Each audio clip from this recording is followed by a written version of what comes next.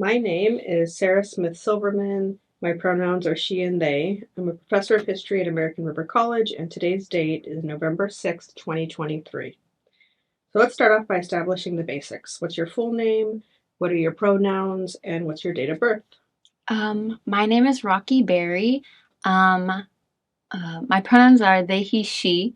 I don't really mind whichever you use. And I was born August 20th, 2005.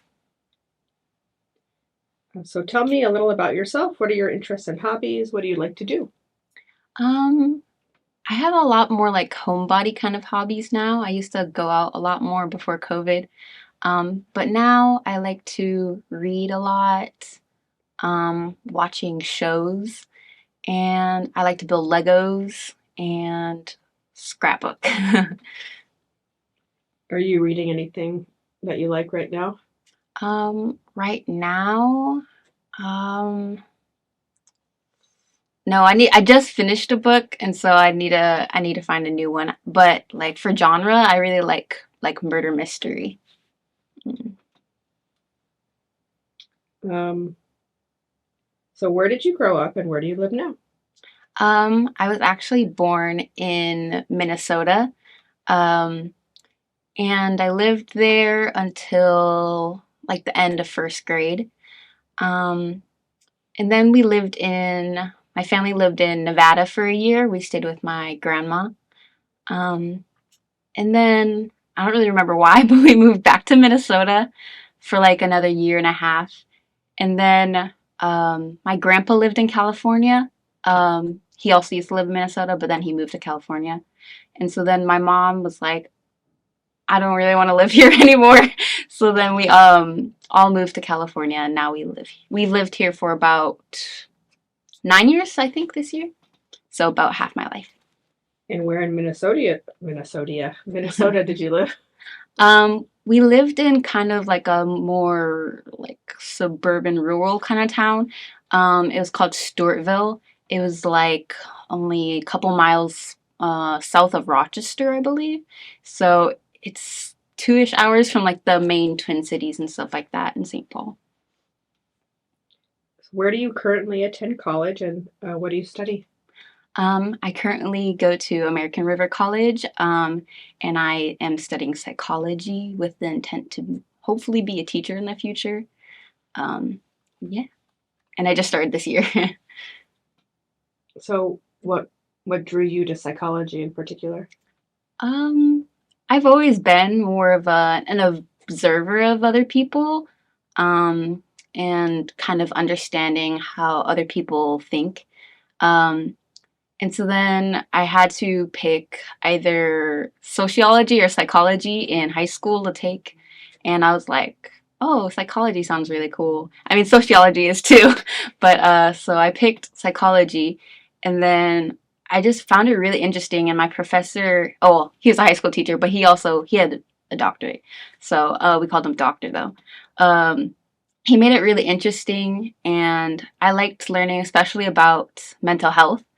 Um, and so I was just really drawn to it, and I ended up taking the AP class afterwards to learn more. It was a little redundant, but I did learn slightly more, and I really enjoyed it.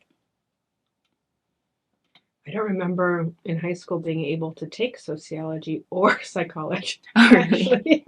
So that's nice that you had the option. Yeah. It's weird, right? I mean, we're talking about the 90s now, but still. Another main reason why I didn't pick sociology is because my like class at my school for sociology, you had to like take care of like a robotic baby and like pretend to be parents for like a month with a robotic baby, and I didn't want to have to deal with it. It like cries and stuff if you don't give it attention, and I'm like, I don't want to do Oh that. no, how many people are being driven away from sociology by the having to care for a robotic baby? I don't know. I have no clue, but I had a girl in my class who was in sociology, and she had her baby in class with her, and it started crying, so she had to leave class. When does the robotic baby start crying? Just at random points or Yeah, I think it's just random. I oh, don't really know how to take care of it. well that's interesting. Mhm. Um So are you a part-time or full-time student? I am a full-time student. I'm taking 15 units with 5 classes. And why did you decide to attend community college and American River College in particular? Well, initially I dreamed of going to a 4-year university. Um, for many years I wanted to go to Stanford, because I had a cousin that went to Stanford. Um, but over time I realized that that wouldn't probably be the best situation for me personally, simply because of my financial situation and my family. Um, and I was told by a lot of counselors and teachers and my family as well that 2 years are not a death sentence. You can definitely transfer from a 2-year to a 4-year, and now they have the FAFSA thing where you can get the 2 free years of 2-year college. And American River is like 10 minutes from my house. So I was like, oh, that might be really convenient. And I can save a lot of money staying at home for now. And I can work and save up money for when I transfer. Yeah. And you're in your first semester, right? Yeah, I literally just started. And how do you like it so far? um, I actually think I like it better. Like my expectations were like a lot lower, and so I really enjoyed it a lot more than I thought I would. Um, it kind of feels like high school 2.0, but better. At least in coursework. I mean, maybe it's probably because I took advanced classes in high school, so like it doesn't feel like too off the charts, like difficult for me. Um, and everyone's very sweet. All the professors that I have are very understanding. Um, I can definitely tell the difference between like my schools and a lot of my friends who did go to 4-year universities. I can kind of tell a difference with like the social scene, because a lot of people in community college are like trying to work a lot. Some of them have kids. So I feel like the social aspect's a little bit different. Um, Compared to a 4-year where everybody's there, they live on campus all the time, so they like hang out all the time. It feels different, but at the same time, I'm not really a partier, so it doesn't bother me too much. And again, I'm trying to transfer anyways, so it's fine to wait. It also seems like at the community college level, since the pandemic started, we've been slower to offer more classes in person, which can Mm, affect the kind of how it feels socially, right? Getting to know other students and life on campus. yeah, that's very true. I have coworkers who also go to American River, um, but they actually only take classes online because they just haven't like transitioned to taking classes in person ever since COVID. And I'm like, you should come to school. Sometimes it's a little barren. um, but yeah, I like being in person. So, And how are you doing this semester so far in your classes? pretty good actually. In 4 of my classes, I have an A right now, and I'm probably going to end with an A, hopefully. The only class where it was an 8-week class, so I just finished it not too long ago. I had a B, but that class, it's okay, it's okay. It was not what I was expecting, so it's okay. I have way too high of standards for my grades, so other people will be like, a B? That's amazing! So I don't even worry about that grade. Okay, so can you talk about how you identify with regard to your social identities, broadly speaking? So, race, ethnicity, sexuality, gender, disabilities, religion, class, and anything else you feel like you want to Yeah.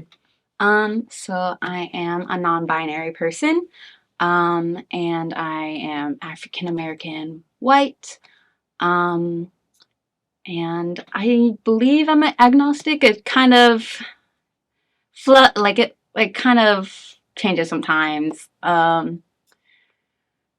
That's a whole other story about my family and just growing up. But for the most part, I would say I'm not too religious. And then For class, I'm definitely like lower middle class. Um, yeah, pretty much for the most part. And then I am bisexual and demisexual. And how would you define lower middle class, out of curiosity? Um, well, okay. I know it's a hard question. That's okay, it's okay. I think at least in the point of view of looking at through the lens through my family, it's being able to afford just enough, but it could be so much more, and you're still working very, very hard. Um, my family still struggles a lot of times, but we can't complain too much because there is most definitely worse. We have a house that we live in, we have cars, things like that, but we still struggle with paying bills and stuff and sometimes like that. So I think it's having just enough to be like somewhat comfortable, but there's definitely room for improvement if you could. And you said that you're African American and white. Do you use the word biracial? Yeah, a lot of times when like things ask me like, oh, like how do you identify? What's your like ethnicity or race? Um, for the most part, I've always just put like multiple identities or whatever the like other options are. Um, sometimes on those things, there's been times where it just makes you pick one. There's not like a multiple option, which I that frustrates me. But I usually end up picking Black or African American, whatever that option is, simply because I guess that's what I appear most of the like. That's how I would appear to other people. A lot of times, people don't even know I'm part white until I tell them. But whenever I like tell people about my race or ethnicity and talk about myself, I usually try to mention both sides, um, simply because I love my family and I love that I'm both of them. But yeah. So, you mentioned that with regard to your sexual orientation, Mhm. you're bisexual and demisexual. Would you mind elaborating on what that personally means to you? Yeah. Figuring out myself took a very, very long time. Um, so many years, ever since like late elementary school. Um, I've always kind of known that I liked both girls and guys. Man.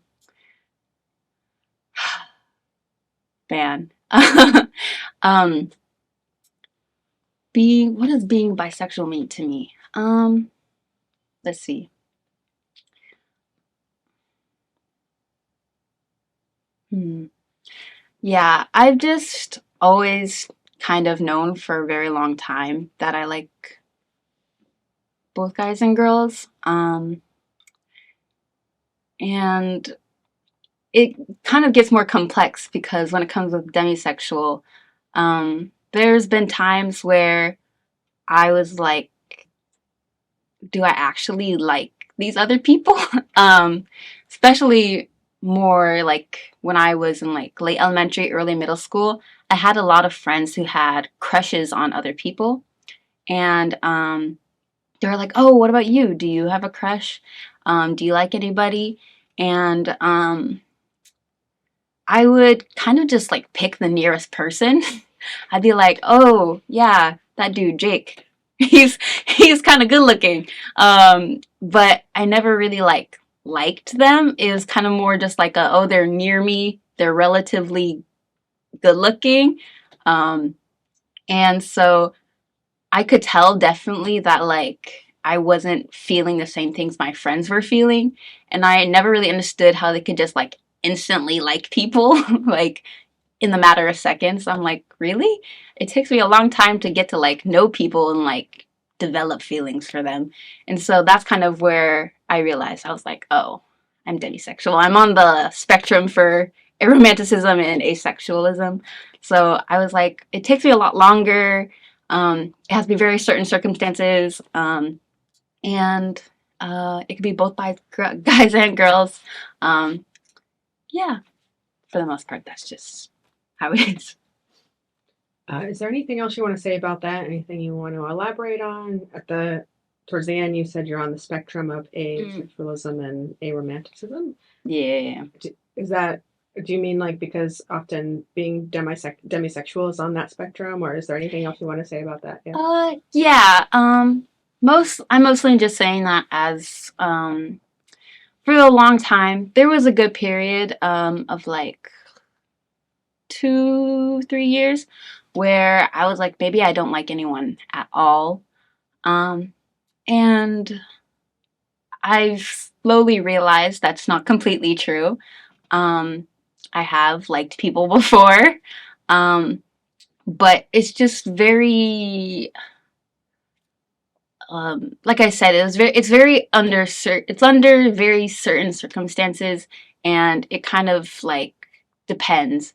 And so I say demisexual, but I'm kind of just more generally on the spectrum as well. Okay. Hmm. Oh, out of curiosity, where did you learn about the possibility of being demisexual? Um, Oh, right. um, I had a lot of friends in middle school. Um, and I was in the like GSA kind of club. And I remember we were learning about like we would learn about like new sexualities and genders and stuff like every week. And when we got to like more of the asexual kind of spectrum like lesson, um and they brought out like demisexual, like, oh, these are people that like it takes like a very like certain circumstances and connection to feel kind of attraction. I was like, wow, that sounds really similar to like how I feel all the time. And and then I had like a friend who was like, isn't that just like being hesitant to like be in a relationship or something like that? And I was like, I don't know. If I feel like it's definitely different for sure. I've seen so many people where they're just like, "Oh yeah, that guy's hot. I'm gonna go out with him." I'm like, "What?" But yeah. So when we learned about that in school, it really resonated with me, um, and it kind of stuck with me, even throughout the times where I was like, "Oh, that's not my sexuality. That's not I'm not demisexual." But I still like had it in the back of my mind. And then I was like, okay, I am demisexual. I am on the asexual spectrum. So And then you said you were in the GSA in middle school and high school. yes, I was. Do you mind if I ask where you went to school? I went to Sylvan Middle School. It's in Is that Citrus Heights? I think it's Citrus Heights. And then I went to Del Campo High School in Fair Oaks. Mhm. Okay, and then you said you identify as non-binary. So what does that personally mean to you? Uh, um, for me personally, it just feels like I am my own person. Um, just like with my sexuality, I've always kind of questioned who I am ever since late elementary school, pretty much. I always felt really strange compared to my friends. Of course, I got along with my friends and everything like that, but I always kind of, at the time, I kind of looked at guys with envy, to be honest. And I was like, man, it would be so nice to be a guy. um, and that's a whole lot of to talk about as well because that deals with patriarchy and a whole bunch of things and making girls not feel like they're enough compared to guys. But yeah, and not even like that completely. I just kind of felt like I was different from my friends. And there was a point where I was like, man, I must be like an alien in this girl's body because I do not feel like a girl. People call me a girl, but I don't really feel like a girl. So what's going on?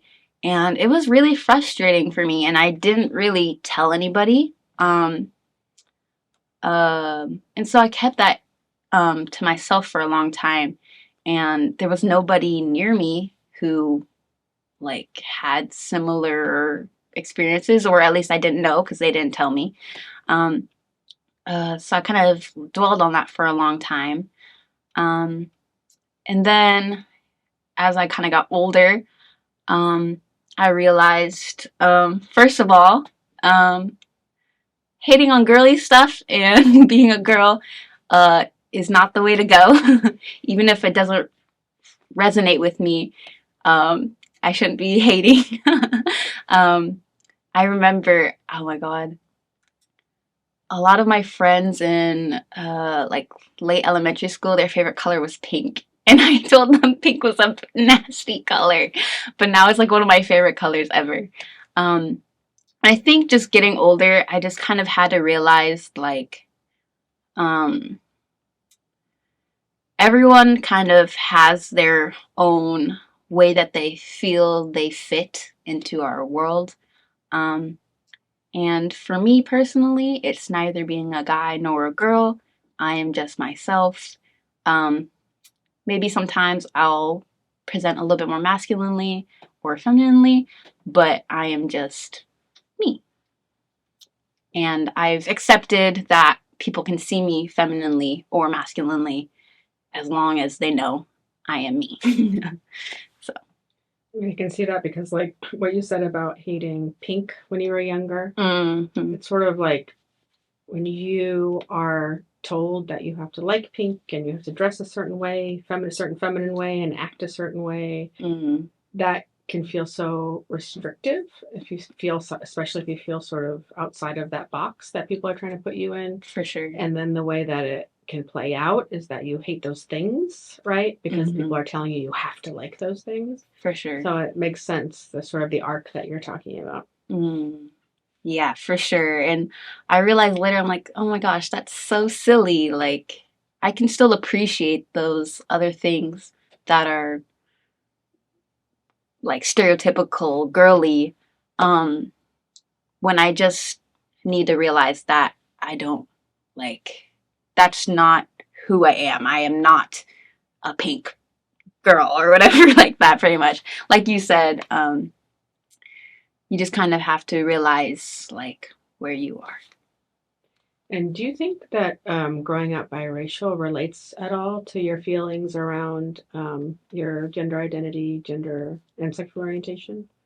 Mm, Yes, it's a hard. I know it's a. I don't know if it's a easy question to answer, but I know that there is a kind of a higher rate of, mm. for instance, non-binary people among multiracial people. I know that's a thing, but Yeah, I think there's definitely a correlation.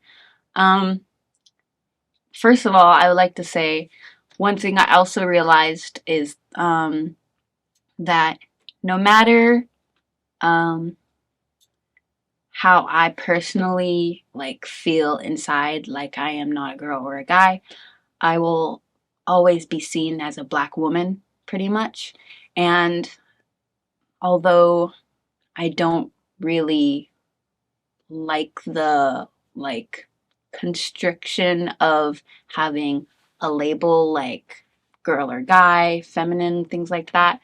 I do really resonate with being a black woman because there's so much misogynoir, like there's so much discrimination being both a girl and being or looking like a girl, presenting like femininely, and being black. So it's kind of like discrimination on both sides from racism and misogyny. Um, and I think growing up as well, um, maybe not necessarily with, actually, maybe with both sides of my family.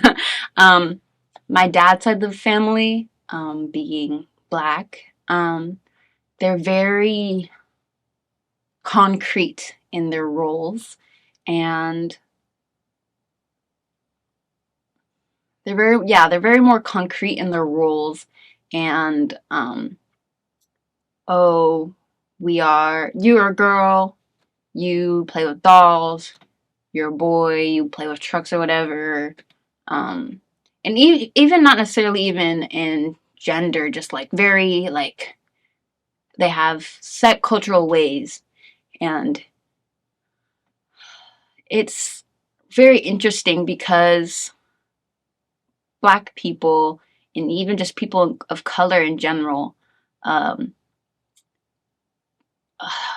like pre-colonialism and colonization, a lot of people of color were very like free in their way of thinking, culture. Of course, there's roles, but they're a lot different to how they are now. And so when you look at like Native American people, like the Two Spirits and things like that, and other cultures where it's just like you can be who you want to be as long as you're providing for the community and things like that. And so it's very interesting to take notice of how we've changed and it's become a lot more rigid. Um, and it's actually really interesting because my father is probably the only one I haven't really told about me being in the community. Um, it's definitely difficult. And on my mom's side, they're definitely more accepting, but they still kind of follow like the similar gender roles as well. Sorry, I don't know if that like completely like answered the question, but I tried. Anything else you want to say about that right now before I ask the next question? I think I'm good. Okay. So what? Oh, you said you use he, she, and they pronouns. Mhm. Can you explain why it's important for you to use those three pronouns? Yeah. Like with my gender, it took me a bit to realize that I don't really care how people view me. I am just how I am. For a while, I did change my pronouns. Um, but I think I just came to the realization that, again, I don't really care what people call me. Um, I do kind of have like a preference for each of the three. Um, Actually, in descending order: they, them, he, him, she, her. But I don't really mind, and I actually like it when people use them interchangeably. Um, but it's fine if they don't. My only thing about she, her pronouns is I don't like it when people use them um, like too often. And even if they do, as long as they're acknowledging the fact that they don't connect to me being like a girl, like as long as people use my pronouns and understand and respect my identity, I don't mind if I get used. People use she, her for me. And they, them is my favorite because it just varies neutral and reflects me. And he, him, um, kind of, I I think I have more of a preference towards it because it's just something I haven't heard my whole life. Um, yeah, that's probably why I have the most like of like a preference for different ones, but I still don't mind if anyone uses any of them. But what they mean to me is just how people refer to me. Okay, we left off talking about pronouns, and you were talking about preference, and so under what circumstances do you share your pronouns? Um, I have a very methodical way of sharing my pronouns with other people. Um, if it's where I'm going to talk to people for a longer time than just a quick conversation or things like that, um, I generally would prefer, especially if maybe they'll will become acquainted and they'll possibly talk about me to other people because that's mostly where pronouns are used is with other people. Um, but I have a very methodical way because sometimes people are not the most supportive of talking about pronouns.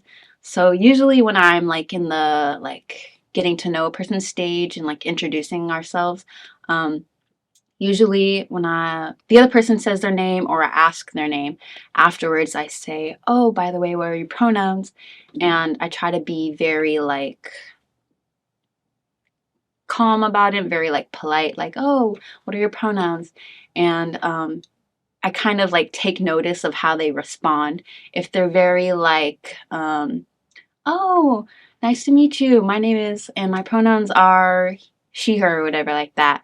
And then I'll be like, okay, they're like all right with talking about pronouns, and they're not going to be rude about it. So then I'm like, oh, nice to meet you. My name's Rocky, and I go by they, he, she. And then it's usually pretty good. I've never really had a situation where when I come back with my pronouns where they're kind of rude about it. But if I like ask someone their pronouns and then they're kind of like, oh, I'm a dude or something like that, or like they give some kind of like not very clean, respectful answer, then I'm like, oh, okay, that's cool. My name's Rocky, and I don't really mention mine because I don't really want backlash. Um, and I think that's just like the cleanest way for me to do it, especially when meeting people in person. Um, like on social media and stuff like that, I have them very clearly. So even if you get my social media, you'll end up seeing them anyways. Um, and I always share them with my professors and my teachers. Um, and a lot of pretty much all my friends. It's mostly with just like new people where I'm a little more cautious and I try to kind of like gauge how they'll respond. And what are you? I mean, you kind of, I think, I totally understand the Mm. kind of hesitation to tell your pronouns to somebody who clearly is hostile to that whole Mm. idea of sharing pronouns. Yeah. But is there anything specifically that you're afraid of or that you're worried when it comes to like people's responses? Mm. I mean, I've never actually like talked to a person directly where they actually negatively responded. Maybe they might have like been a little confused and like asked me like a question. I think it's more just like my personal anxiety of a lot of people that are in the community and like have different pronouns and things like that, or being queer or trans kind of and under the umbrella, getting harassed, or even just like I have like a really strong like um I really can't stand people having negative opinions of me, which I mean you kind of have to learn to get used to, but um I don't want people to have negative views towards me. And I mean, at some point I kind of have to kind of get over that because I mean, that's who I am. Those are my pronouns. Um but at the same time I don't want to put myself in danger or conflict. Does the political context matter to you? Like, I know there's a lot of anti-LGBTQ and anti-trans stuff happening in politics now. Yeah. Uh for sure. And even sometimes I don't even have to ask people or kind of initiate that conversation because I can just kind of tell like the person that they kind of seem to be. I mean, people aren't everything that they seem to be, but I can kind of get the like vibe like, oh, that person probably wouldn't be very accepting. And even like in like people I know in my family as well and like family friends, like there are places where I don't actually put my pronouns like on my Facebook, which I don't really use Facebook very much. It's just for my older family members to like see how I'm doing mostly. Um, and actually on my Facebook, I have my dead name and I don't have my pronouns on there, simply because I have a lot of family who are on a very different side of politics than I am, and although I trust that my family love me, um, they probably wouldn't be the happiest.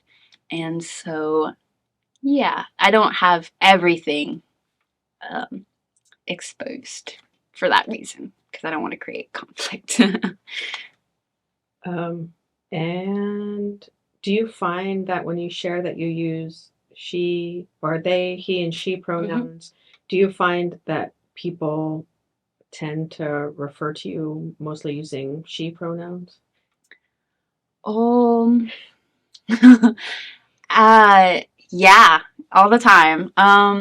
there are certain friends. It's mostly my friends that aren't in the community, um, or actually, maybe not. um, I think to some of my friends, especially my friends that are trans, queer, things like that, and they are very strict about their own pronouns and how people refer to them. They're very, very respectful of mine. Like I remember in earlier high school, I went by he, him actually, and one of my friends, she's trans. She was very, everyone else, she heard me all the time, but she always was like, oh my God, you look so handsome today. Oh my God, guys, he did his homework. And I always felt so loved. Um, uh, I do have friends that use she, her for me a lot. And I, again, I don't mind as long as they understand who I am in my gender.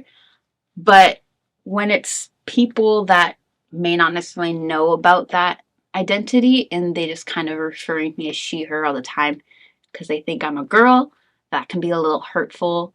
Um, and when I do tell people, they generally are like, oh, I'm sorry. Sometimes they still continue to do it. Maybe not necessarily on purpose. A lot of times they'll catch themselves like afterwards, like, oh my God, I'm so sorry, which I understand. But at the same time, like, are you really shifting your point of view to who I am? Because you can learn it. I believe in you.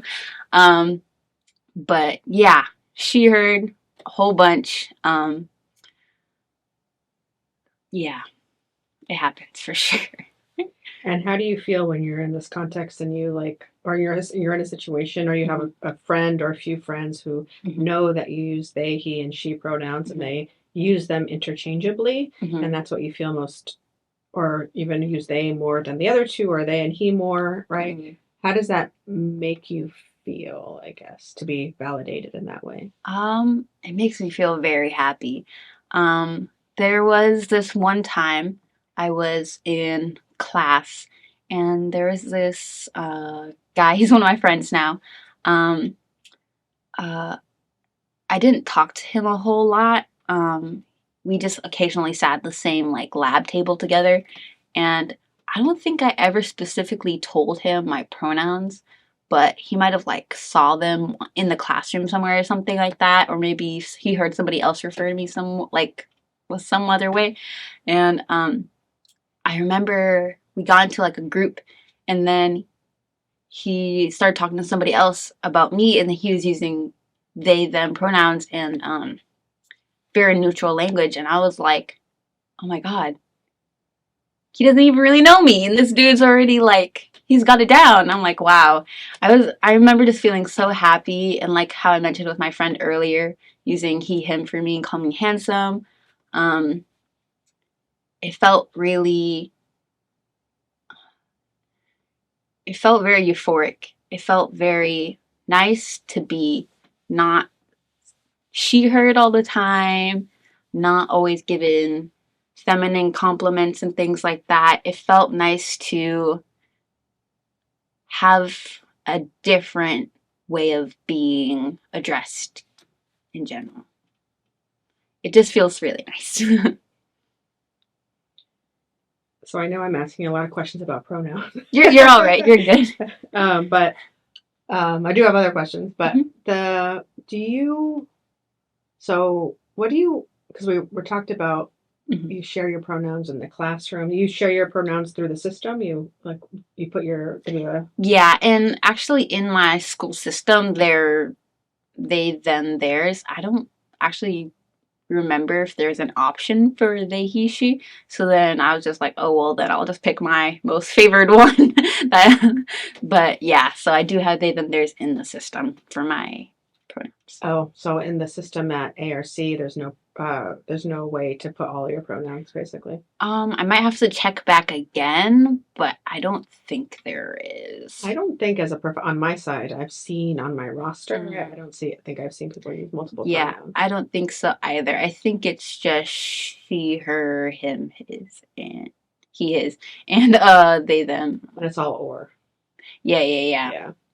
Okay, well, that's the next maybe step in our bureaucratic process. One Mm, of the next steps that we can take is to make the pronoun usage or options more inclusive. yeah. Um,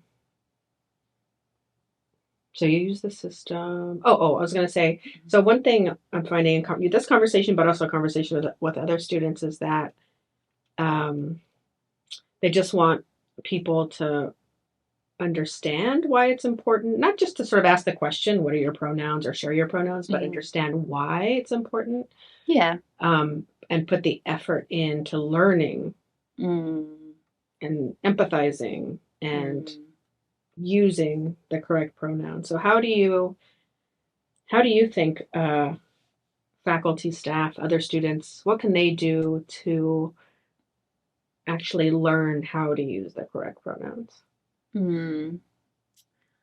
Well, let's see. For faculty and students, I have two different things to say. For faculty, there's not that many times where I think my professors would use pronouns for me.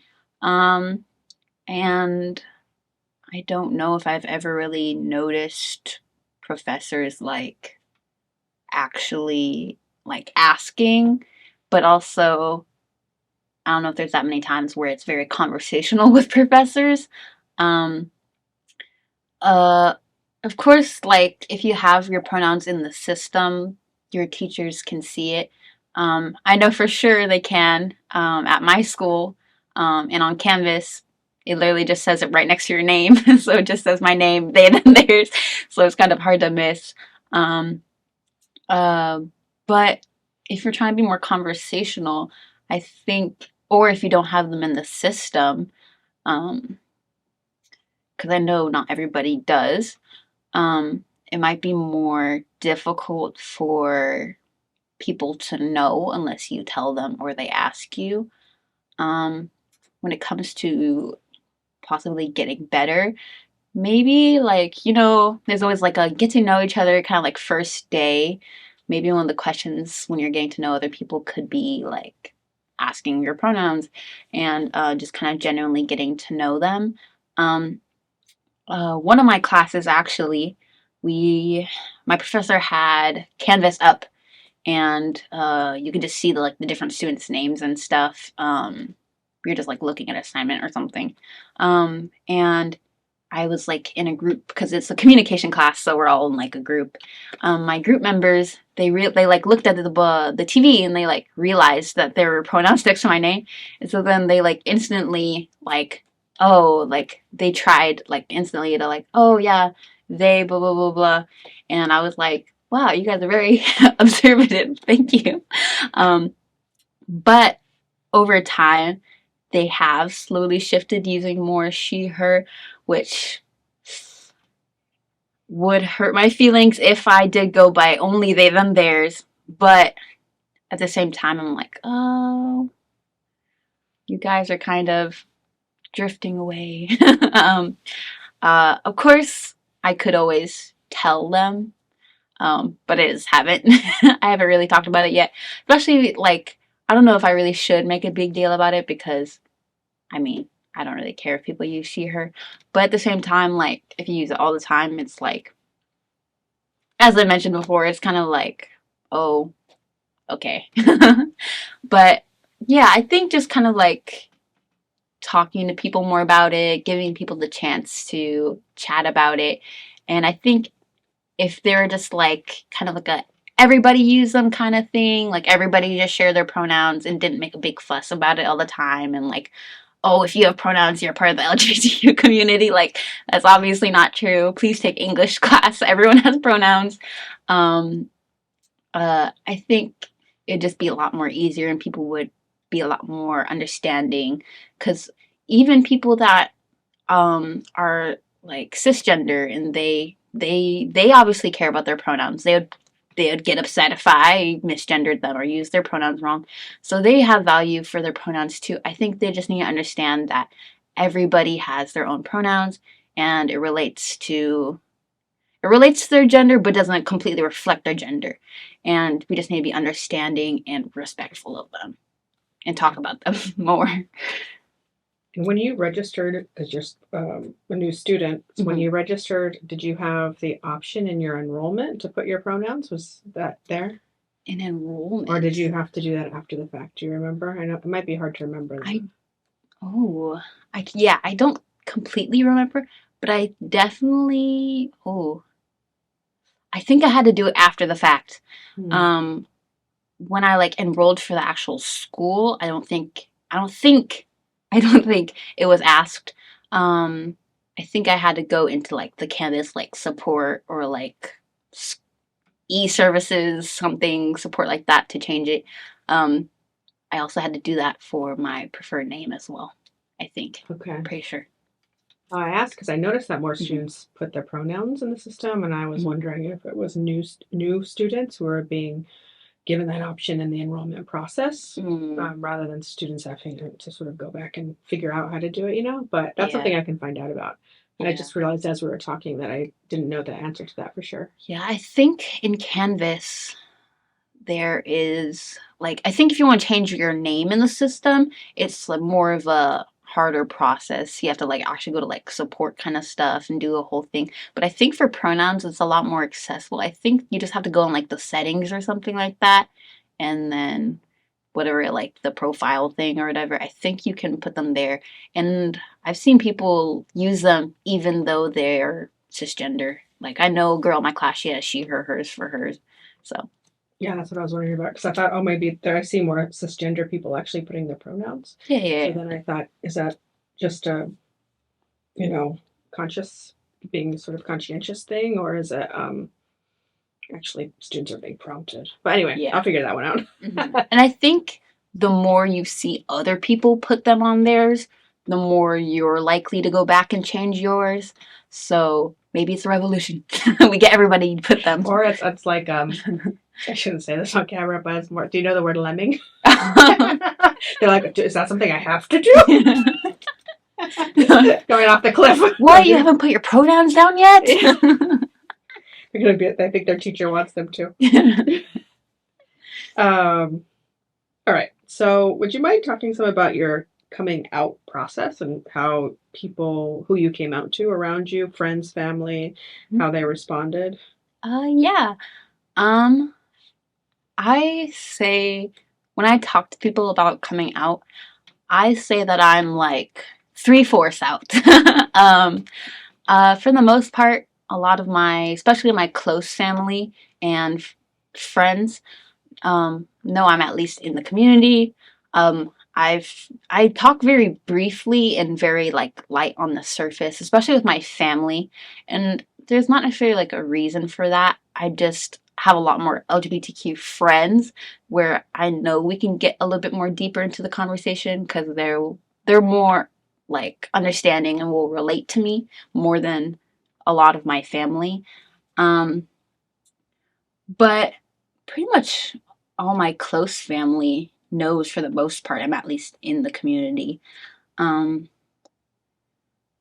I don't know if my family knows as much about my gender, kind of like my gender.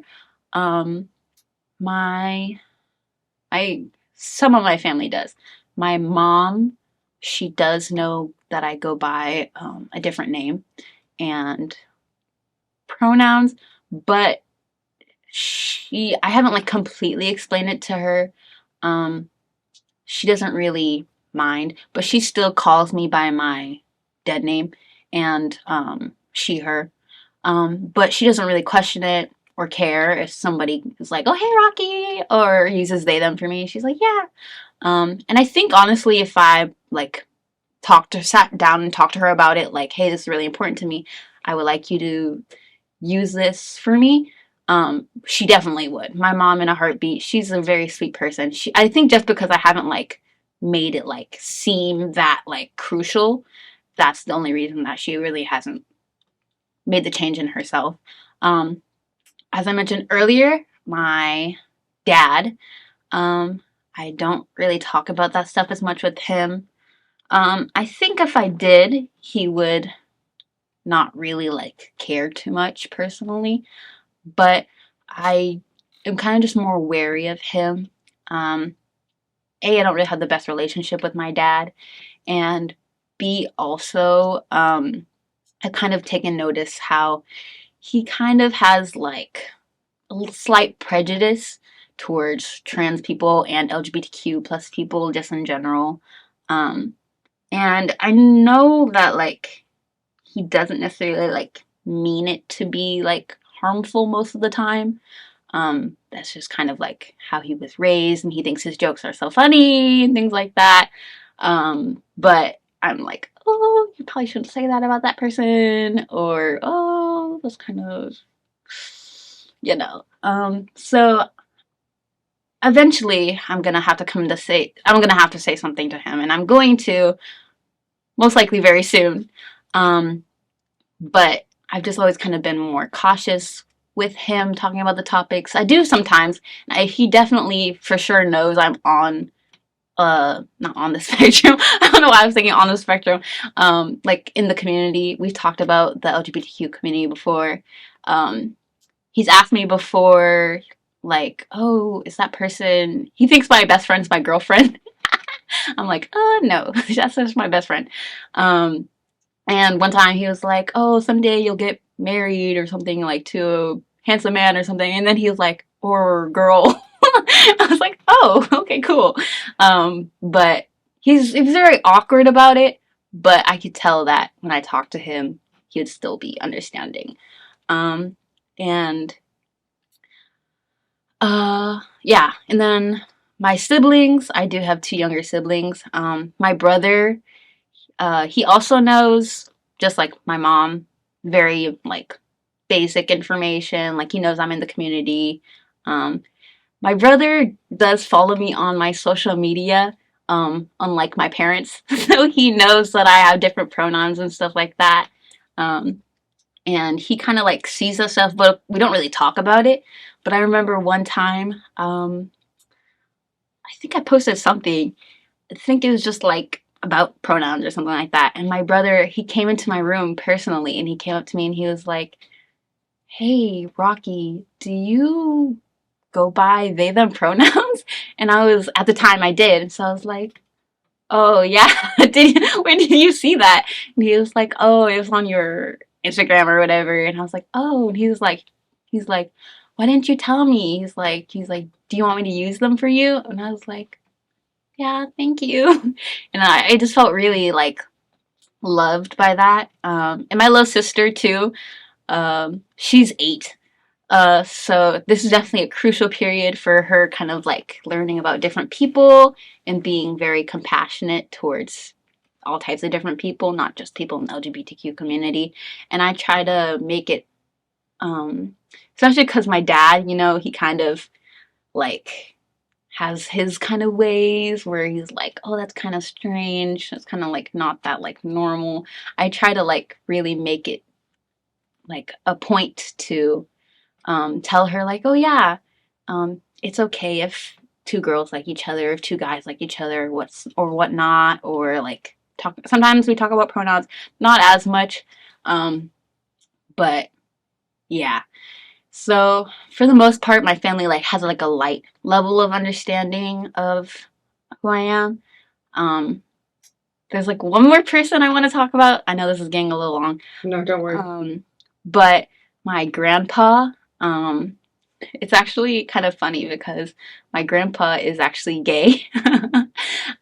That's nice. Yeah. You might be the first person who said they had a gay grandpa. That's nice. So growing up, even though I always felt kind of strange and different, both racially and gender or sexuality, things like that, even though I always felt kind of like weird and on my own, I kind of always looked up to my grandpa, because he also was kind of weird and different from his family. And I really admired him kind of just going off and doing what he wanted to do. Because he's told me a lot about his stories growing up. Growing up, my grandpa really liked dancing. But, of course, his dad was like, that's a girl thing. You can't dance or whatever like that. And just really broke his spirits a lot about different things. Uh and my grandpa, um he was originally married to my grandma, and had my aunt and my mom. But then he realized, like, I love you guys, you're my family, but this is not who I am. And my grandpa's always been a father. He's always wanted to be a father. He loves our family. He probably like has the most like events for our family planned. Like we always go grandpa's house for Christmas or things like that. We're actually going to his house in like 2 weeks. um, For Thanksgiving. yeah. Um, yeah, and so he kind of was like, I'm gonna do things my way. Um, and so that's when he moved to California, and then he got married there. Um, and um, yeah, I've kind of just always looked up to him for just doing what he wanted, but still being loving and understanding, and caring for other people at the same time. Because a lot of times I feel like people have this weird perception where if you're looking out for yourself, you absolutely can't look out for other people as well. And I've always really admired him for just doing his own thing, being his own person, and he's always been very supportive of me. And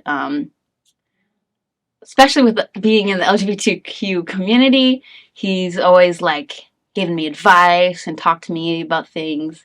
And about 2 summers ago, when we went over to his house, he took us. It was June, so we went to a pride parade together, and that was really fun. Having a loving family and community. Does your grandfather know that you're non-binary? Um, Very surface. Probably not like specifically, but I know my mom has told him that I do go by another name. And she might have told him about my pronouns. I don't know exactly.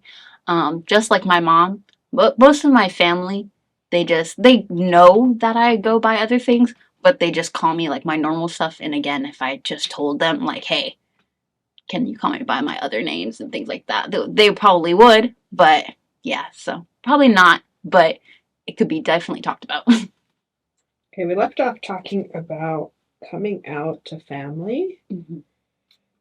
Did you have any challenges coming out? I mean, you did talk about already some of the challenges you Yeah. feel being totally out, Mhm. but did you get any negative reactions from people that you loved coming out? Negative reactions. I'm trying to think. I feel like I had to have at one point. Um, I feel like I had to have at some point had somebody say something to me, but it probably wasn't my family. I think it probably was just like a person like that I was acquainted with, like maybe like kind of a friend. Obviously not like important enough for me to completely remember. Um, but yeah, for the most part, at least the people I'm close with, um, I'm already somewhat like understanding that they're accepting. My main challenge is just completely coming out and probably telling my extended family because I'm not completely sure how they'll respond. My accepting, my close family and my friends, for the most part, are accepting. So. And when you say that you're not sure how they're going to respond, what are you afraid? What are you afraid of? Like how do you think they might respond that worries you? Well, I'm not scared of my family at all. I know some people may be in a situation where they might be, um, but especially because it's mostly more my extended family, I think I'm just more worried about shaming more than anything. I mean, my family, thousands of miles away from me, um, can't really do anything to me. um, But of course, like I said before, I just don't really like people thinking negatively of me. Or like, I love my family. I don't want them to kind of take it a negative way and then we have to get into some kind of conflict about it and then we have to like ruin our relationships, which I mean, if that's how they feel about it really and like that's that much of a problem, I mean, that's how it is. But um that's just for the most part what I'm worried about, not being able to talk to my family and them being disappointed in me when they probably shouldn't be. um yeah, that's pretty much how I see it. Is there anything about religion that plays a factor here? Religion? Oh, yeah, especially with my extended family. Um, it's definitely noticeable with my family in California versus my extended family that live in Minnesota or Chicago, more in the Midwest kind of area. My family, my close family I have here is relatively small. Um, and it's mostly my mom's family and on my grandpa's side. So my mom's dad's side. And that's my grandpa who's gay. So his side of the family is much more understanding and accepting. Um, and a lot of my family on that side is not really religious. My grandpa isn't really particularly religious. I think he was just raised like Christian. Um, yeah, I think he was just raised Christian. But as he got older, religion can come into issues with LGBTQ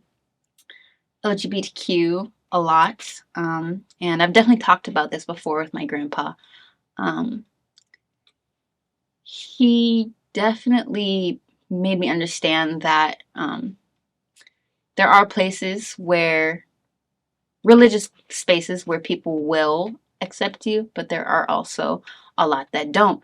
And so he just prefers to kind of not put himself in a situation where it could be either. Um, but on my mom's maternal side, that's mostly the family that lives in Minnesota and things like that. Um, they're very heavily religious, way more than my family, who like maybe will pray before a meal. That's pretty much it. um, they like actually go to church a lot and things like that.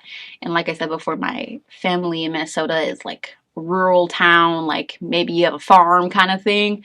So they all go to church on Sunday. They have like events like that and things like that. And they're definitely they definitely would be more concerned.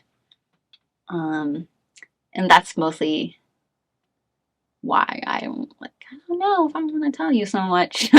The only person who like the only people that I probably would like I know would like really not care is probably my mom's mom, my grandma. She well, her ex-husband is gay. She's very loving. She's asked me before like, "Oh, do you like girls?" And I was like, yeah, I do." And she's like, "Oh, that's cool." But my grandma's also kind of um never that well, she's yeah, my grandma was never really that religious either compared to her family.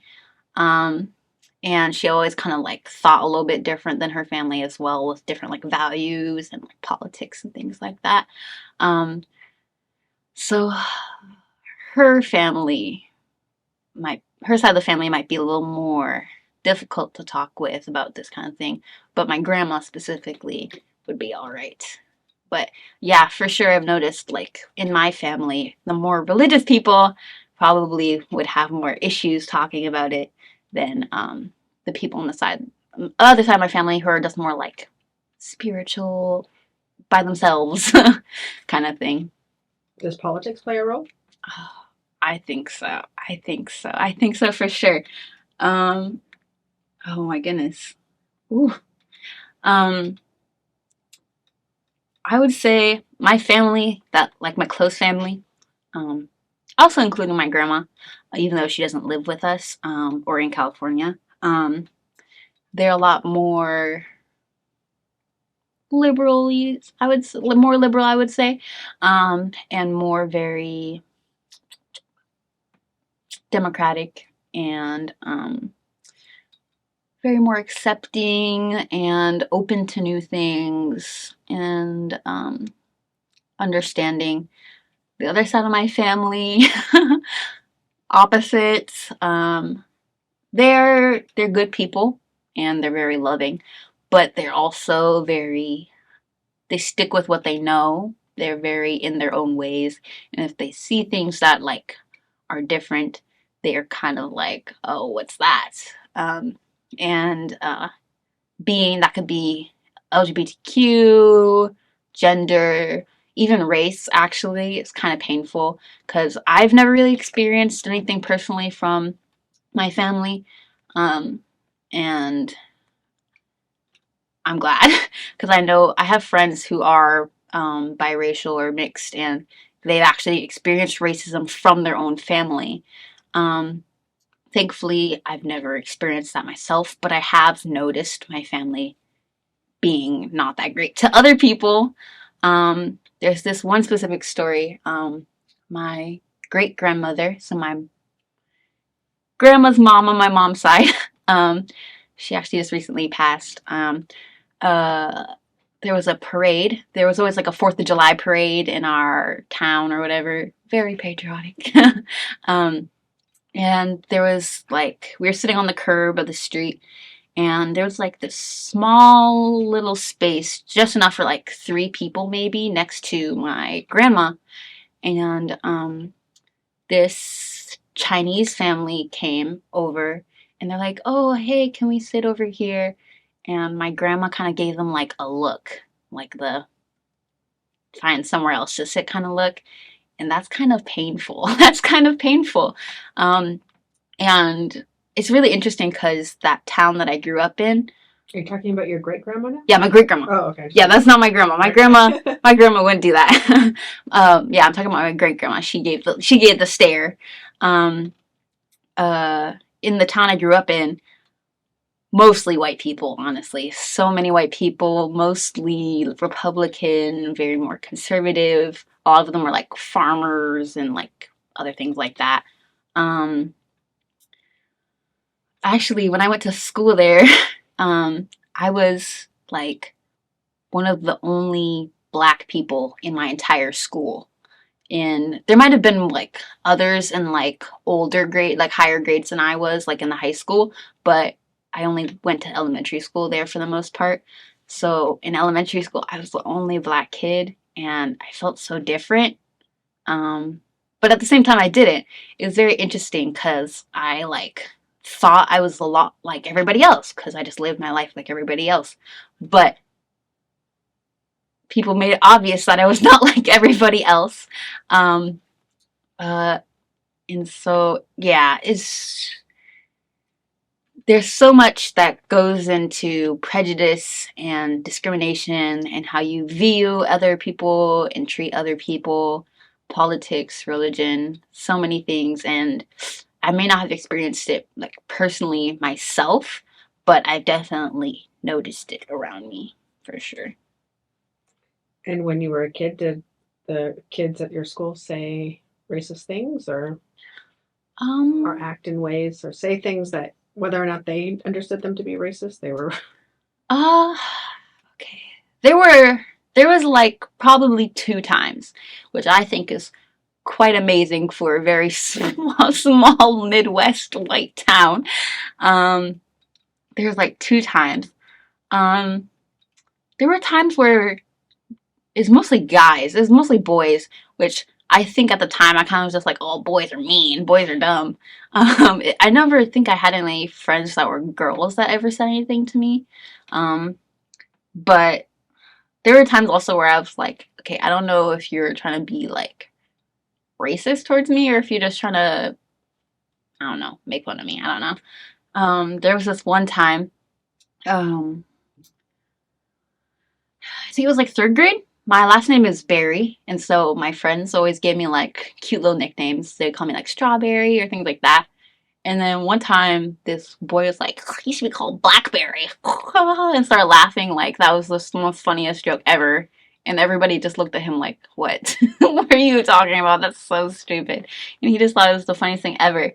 And I don't know. I especially when it comes to children, kind of making those remarks, you're not really sure. Like, do they know how they're actually making the other people feel? Like, do they understand?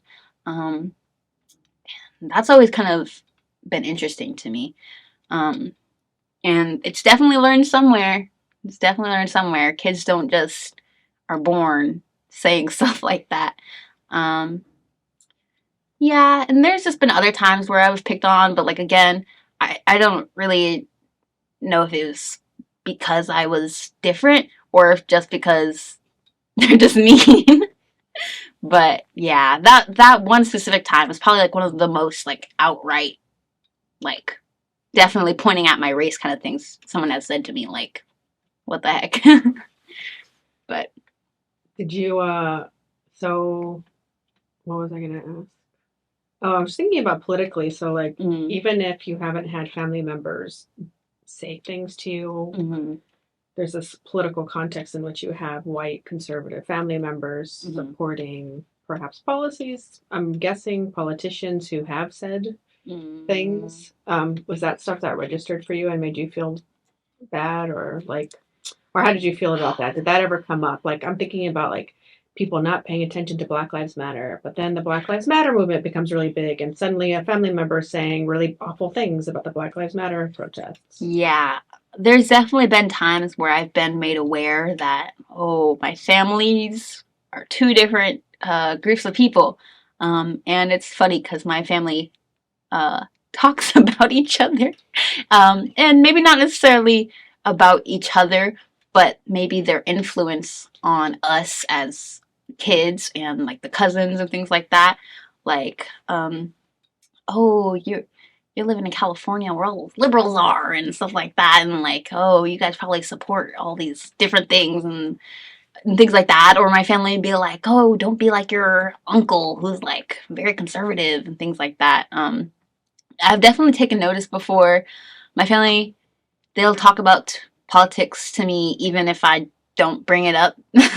Especially, it's funny how my more like liberal side of my family, my closer family, they don't talk about politics as much as my conservative family do.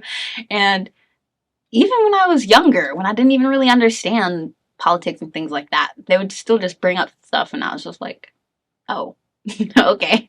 Um, yeah, and there's things where I'm like, I'll hear my family, especially now that I'm technically an adult now. I'm invited to a lot more adult conversations, so I can hear my family talk about politics, and um, sometimes hearing them talk, I'm just like, wow, that's how you think. And like, of course, I'm at a stage where like I'm forming my own opinion and I'm kind of grasping my own like idea of politics and things like that.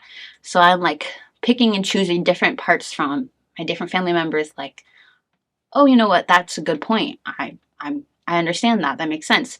Or I don't know. Is that's your opinion? Is there like a different way to look at it? Um, for sure. Oh my goodness. Oh yeah. There have definitely been times where I've kind of questioned my family, like, oh, that's what you think, and the Black Lives Matter and things like that movement. There was definitely a time. It was definitely a hard time, because um, I'm still at the age, even now that I'm technically an adult, I'm still definitely in that age of growing and like understanding who I am as a person, especially racially.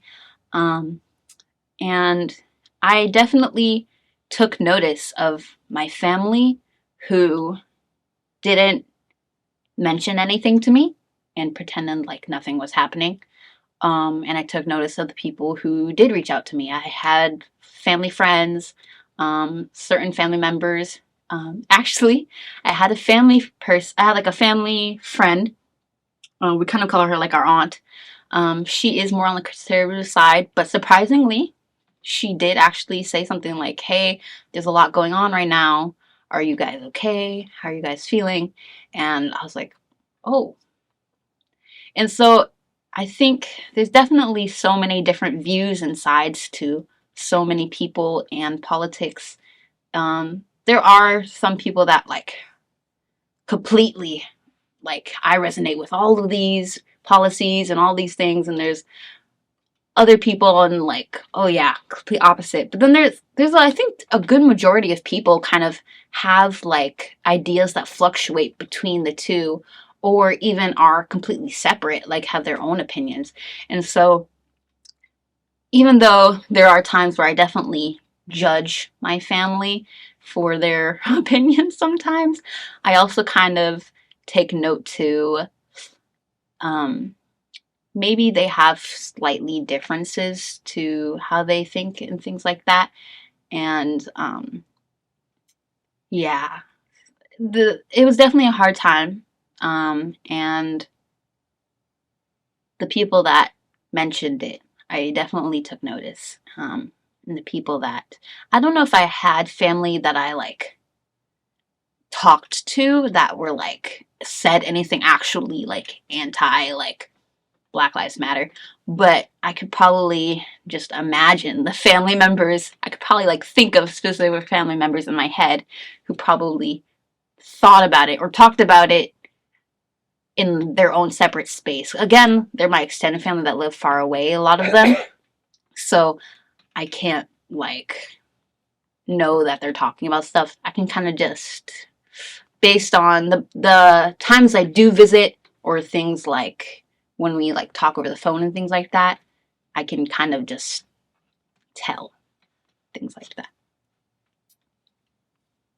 So you said you're trying to figure out who you are. You're 18, and you said especially racially. So what's that been like for you?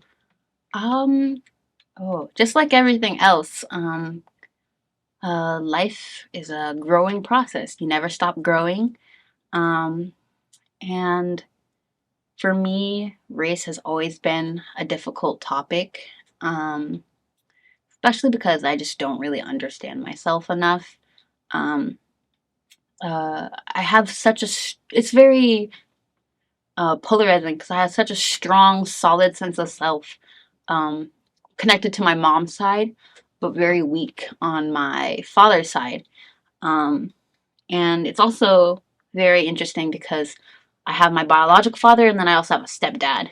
Um, and um, not having that great of a relationship with both my father figures, um, I never really got to learn about um, completely about like African American Black culture and like who I am, where I come from, and things like that. There are like small certain things, and of course, looking and appearing Black and people treating me as Black, I obviously picked up certain things, and I've like learned certain things kind of just implicitly, you know. Um, but I don't think I ever like specifically like got to experience true like quote unquote like Black culture, like how. And it's also very interesting because what does that mean specifically, especially being African American. It's completely a culture of its own, separate from being African. Growing up, and it's so interesting to me, because again, what does it mean to be African American? You're growing up as a um, discriminate. You're being a person, growing up as a person who is being wait. Discriminated against? Yeah, discriminated against. I was like, what's the word? Oh my god, I know what I'm talking about. And there's just small little things, and then at points there's like, oh, but are like they are those stereotypes, and like are certain stereotypes like okay, or like, because a lot of times people kind of just accept stereotypes even if maybe they don't really agree with them or things like that. And it's just always been something that I reflect upon a lot of times. Especially when I visit like my stepdad's family. We don't talk to them as much, but And your stepdad's family is black as well, right? yes, my stepdad's family is black. Yes. Uh, and I can feel whenever we're hanging out with them that I'm just so much different from them. And they're also African American as well, but at the same time, I'm also part white. So I'm like, why does that make me so much different from them? Um, is it how I was raised? I don't know. And there's been times where my family is kind of like, oh, you're whitewashed. Like, why do They've you? said that to you? Yeah, yeah. They're like, oh, why do you listen to like, even my dad, he's like, why do you like such like white girl things and things like that?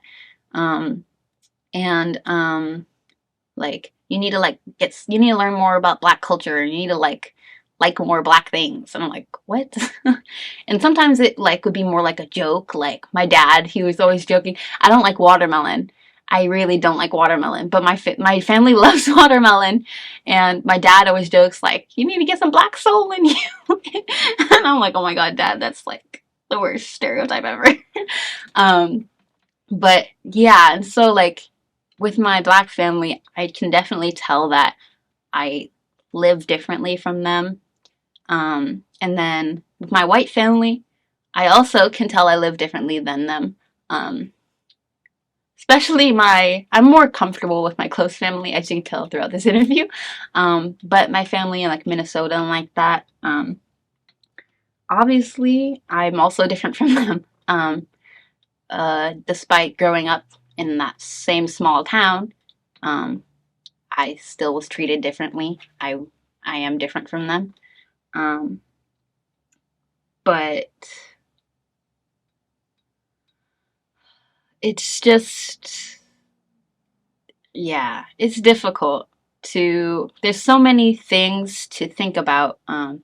How people perceive you, how you want to be seen, um, labels, stereotypes, things like that. Um, And I feel like for a good amount of time, I was very frustrated because I wanted to be seen as equally black and white. I wanted people to be just people to know. I just want people to look at me and be like, yeah, that's a mixed person right there. But um, I think, especially in like, even like, as I mentioned before, kind of like with my gender, I think I'm kind of getting used to just kind of accepting things how it is. People will perceive you however they want to perceive you, and you can tell them, "Hey, I am who I am," or "This is how I perceive myself." But at the end of the day, for the most part, they're still gonna look at you how they end up looking at you, and maybe it'll change, maybe it won't. And so I've kind of accepted like I'm not. I wouldn't consider myself whitewashed. I don't really. What does that mean, to be honest? I mean, because I don't have the same interests as you, I'm not a stereotype like some people are. Like, I can't like different things and things like that. Um, I just kind of accepted I am who I am. And of course, I still think about that all the time and I still struggle with it, but it's definitely, I'm getting more accepting of myself as a whole. I was thinking, were you saying that you grew up more around your white family, right? Yeah. Is your black family in Sacramento as well, where's your black family? No. So my biological father, his family, they live more in like the Missouri, Ohio-ish kind of area, and I don't really talk to them or my biological father like at all really. Um, and then for my stepdad, we also don't really talk to his family as much. I definitely have talked to them and seen them more than my biological dad, but they also live in like the East Coast kind of area. So, and it's been like many years since I've actually like talked to them and seen them. Um, but we used to hang out with them a lot more, and seen them a lot more. So, So I guess one last question about queerness and race. So how do you think your racial identity shapes your queerness and vice versa? Hmm. I think um, because I already feel so different being multiracial, biracial, it's not that strange to me, and it wasn't really ever that strange to me um, to notice myself or other people kind of being different. Um, and I've noticed a lot of people, especially people of color, but specifically also Black people, a lot of them kind of uh, in the community, a lot of them are non-binary or under the trans umbrella, and that's very interesting to me. Um, I'm also a part of that, of course, because I think when it comes to our binary and all these different roles and things that we have kind of expected of us, uh, we realize that there's so much more to who we are as people. Um, and so, and because a lot of Black people already feel alienated, um, they don't completely fit into the roles that people would think of them. So even if you arguably, um, people see you like, oh, you're a Black woman, things like that, being a Black woman is a completely different experience from being any other type of woman or things like that. And so I think when it comes to being a person of color, especially being Black or African American, we're just so used to feeling kind of like on our own and our own specific type of people, um, that it's not even that strange to just kind of identify as being your own person, being non-binary. Um, I need to like, I feel like I need to like actually research more about this more as well, because it is very interesting and I've noticed it a lot, obviously in myself and in other people, my friends. Um, but yeah, being already feeling like you're um, different in one aspect definitely makes you question, well, then am I different in other aspects? I think for sure. Okay, anything else you want to say about that in response to that question about the intersection of racial, ethnic identity, and queerness? Um,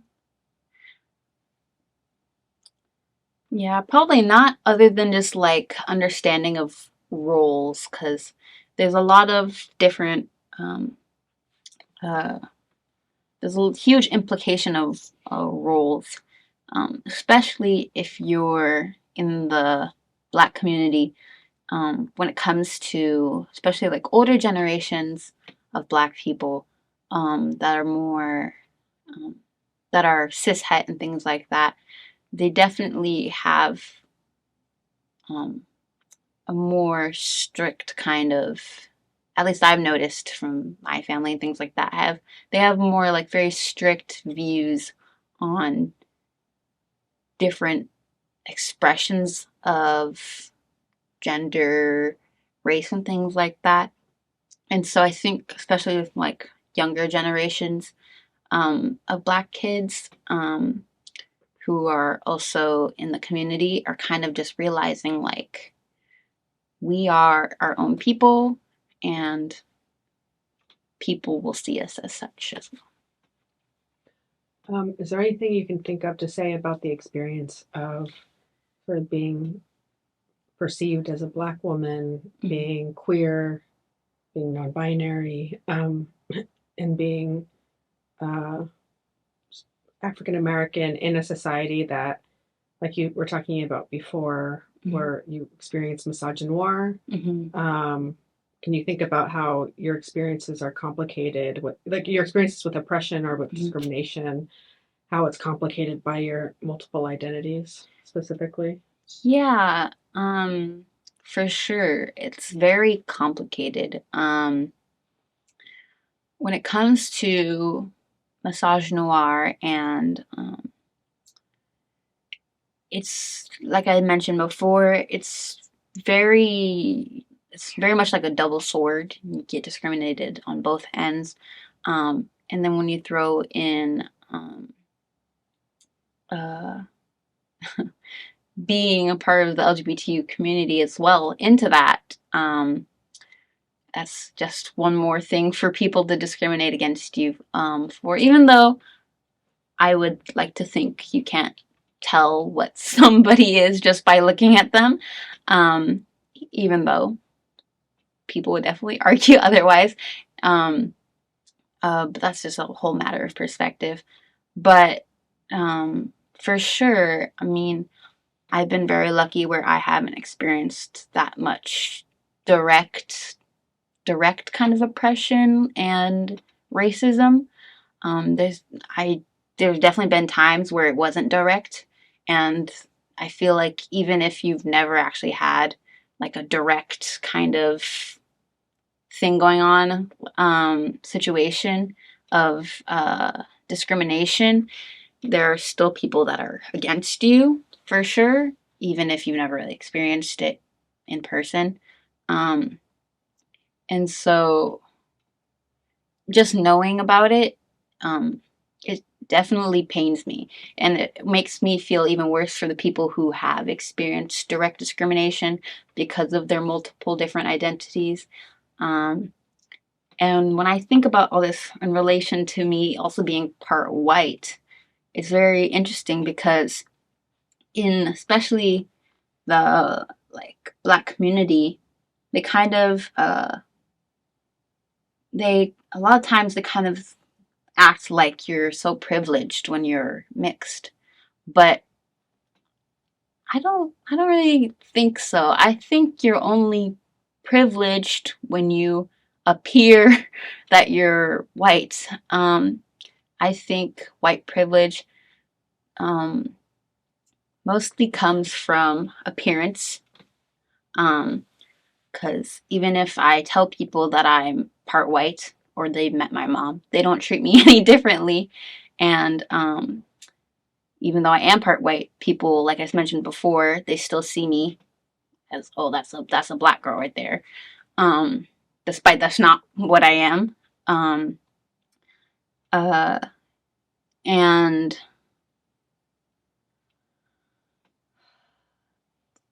feeling discrimination from so many sides, and how they all kind of intersect with one another.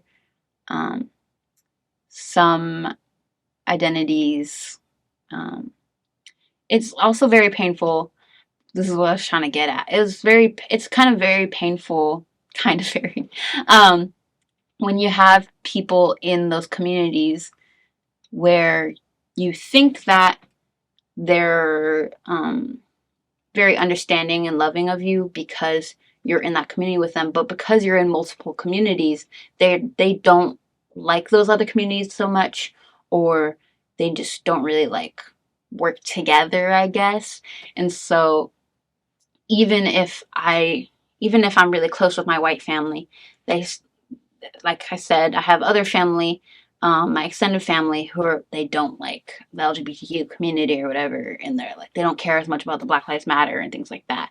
And then I have black family who are like, oh, you're whitewashed, oh, um, you're so privileged and things like that. When I'm not really, I'm not. Um, and they also don't really like the LGBTQ community.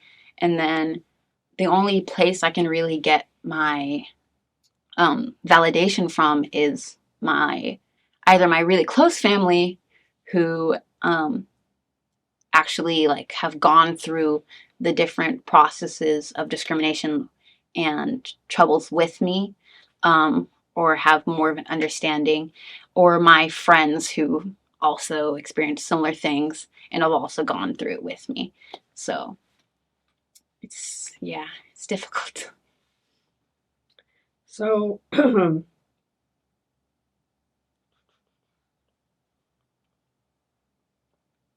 what about empowerment?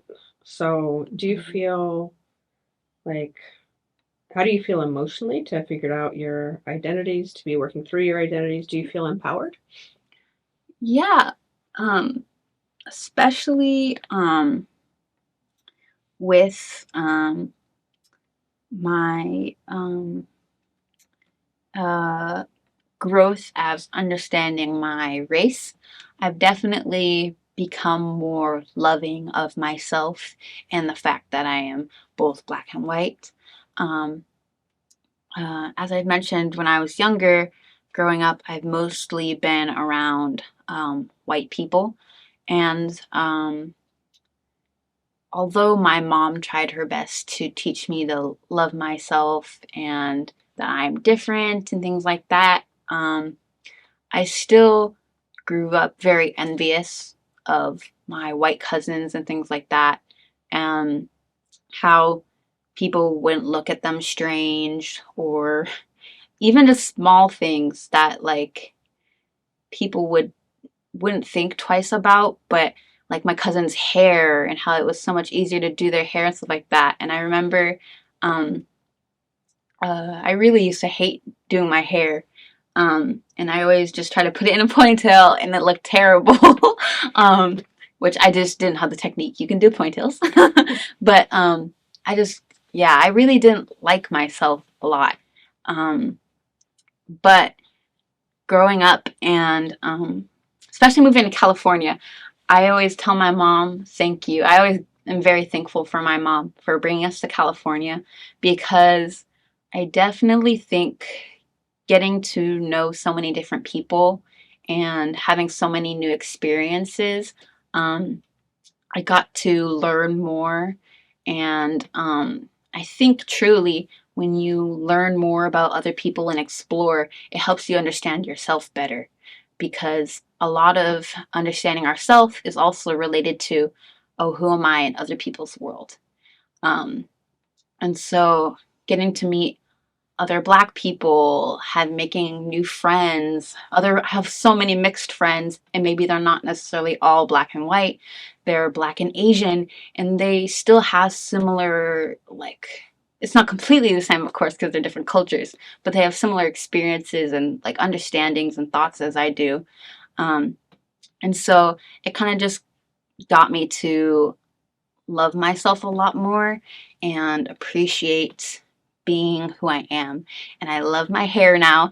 I decided to grow my hair out as an afro a couple, like 2 years ago.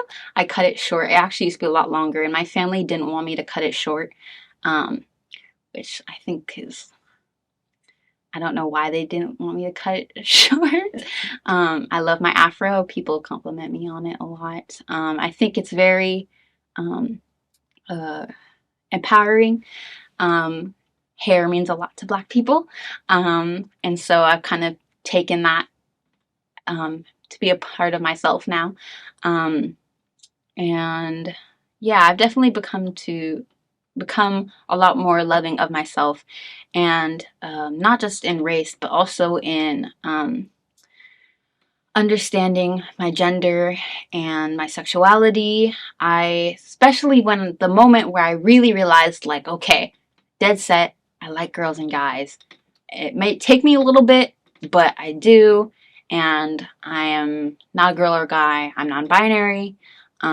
It just feels so, it's really funny because non-binary is still a label. It's still a label. And people definitely take comfort in labels.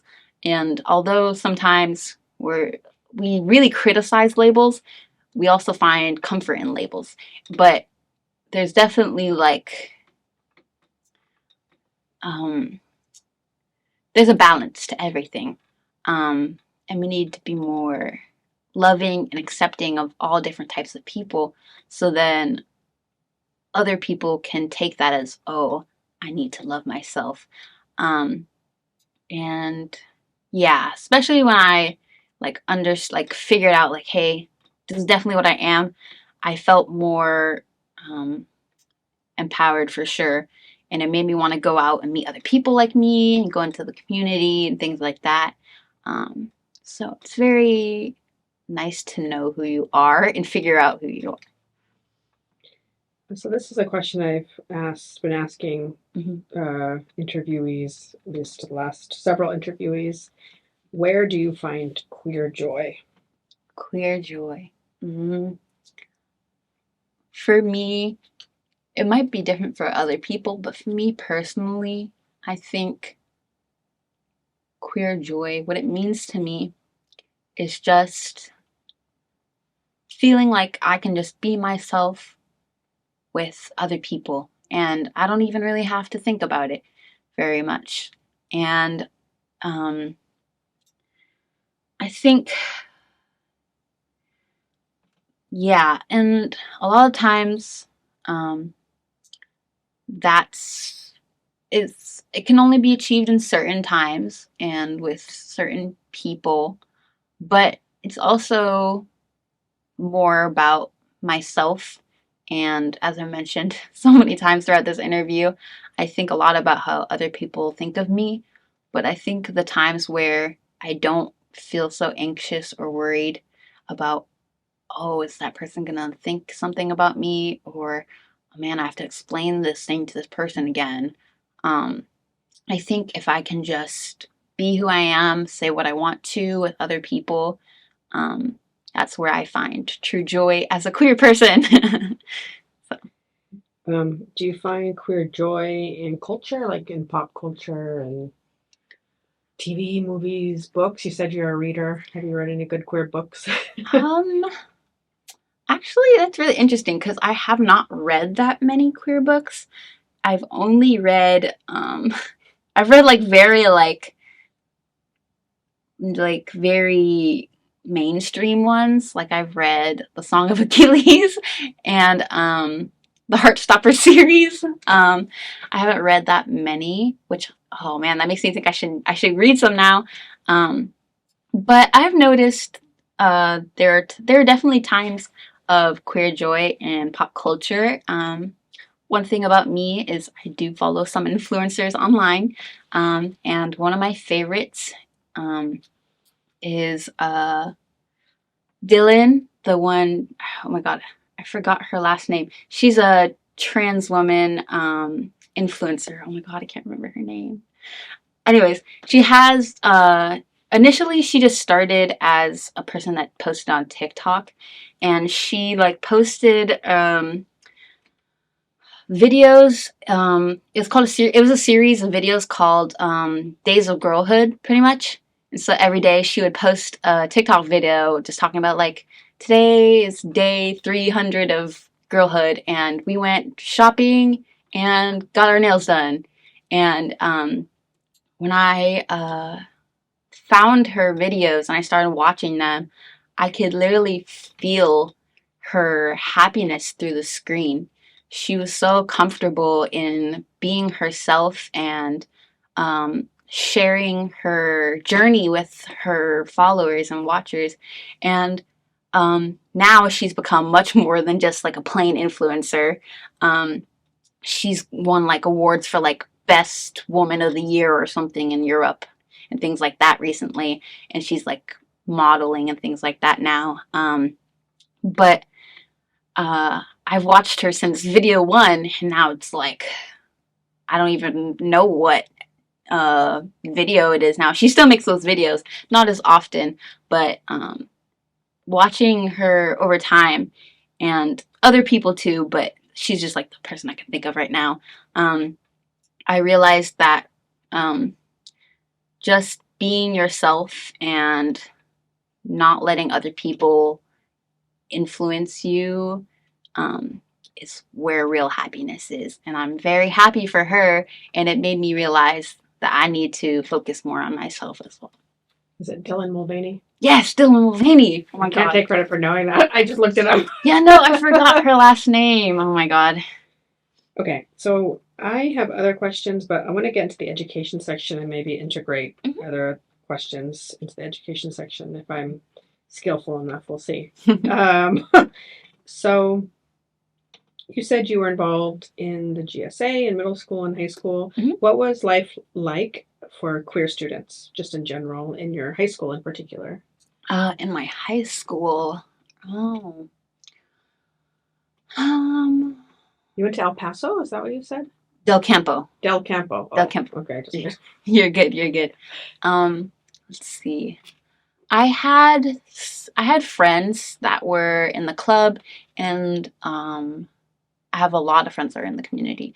But a lot of like actual there's like a lot of friend groups at my school, and like the actual like big friend group that was mostly LGBTQ, I actually didn't really hang out with them, so I can't like say completely everything. Like I can't like talk about everything, like every experience. But from what I noticed and the things they told me, they were treated for the most part like whatever. Like people didn't really care that much. There have been times where they did tell me that someone did say something. Um, One of my trans friends, um, she told me that there's this guy she knew from like elementary school, and at the time she identified differently, um, uh, and for some reason he went around telling the class like, "Oh, her name used to be blah blah blah," and things like that. And I was like, wow, that person has no life. He needs to find other things to do. He's just a hater because you're pretty. um, and just like small things like that. I've never like heard anything like huge happening. Um, um, I think it's at my school at least like it wasn't like that. Like if you like walked around song like two girls hold hands or something like that, like or like even like two guys, probably for the most part people wouldn't say anything. Maybe like the really like messed up annoying kids because they have no life. Um, but legit, there was a lot of couples at my school that were not straight couples, and like people didn't really care. So, um, but I did have friends who like they were very much out. When I was in high school, I didn't really tell people very much about myself. And I also didn't really like, I had like friends, but they were like just like class friends. So we only really talked about school related things. So they didn't really know me that well. Um, and so I didn't, I guess, completely like experience it fully, unless I told people things. Um, and the people I told were good people, thankfully. Um, but there were times that my friends said, like, oh yeah, he was bothering me, things like that. And it's always almost guys for some reason. I don't know why. I mean, there are definitely girls that are mean for no reason too. And actually, I can think of a girl. I can think of a girl who did something. So we were in class. We were in class, and we have like a school news broadcast every day. And one of my like friends, she is an anchor on the TV show like every day, pretty much. And they were doing like a Pride edition kind of video talking about something like that related. And at the end of the video, she's like, um, yeah, something, something, and that means a lot to me because I'm lesbian. And then this girl is like, ew, and I was like, what is wrong with you? Like, what? She's like, she's so bold to say that on TV. And I'm like, what? Like, what? Why? Like, does it really matter? Like, I don't think she's gonna like you, not with your attitude. But yeah, so there's definitely people that were just not the greatest, but for like the most part, especially when it comes to like safety, at least, because I know some schools aren't safe. Um, uh, I think safety wise, it was all right. And is that, would you say, what about the experiences of students of color Students of color, ooh, that's where it or gets. queer students of color in particular? But you can Mm, say students of color in general too. that gets kind of interesting because my high school actually has a history of bad racism. My school is majority white people, and then after that, Hispanic people.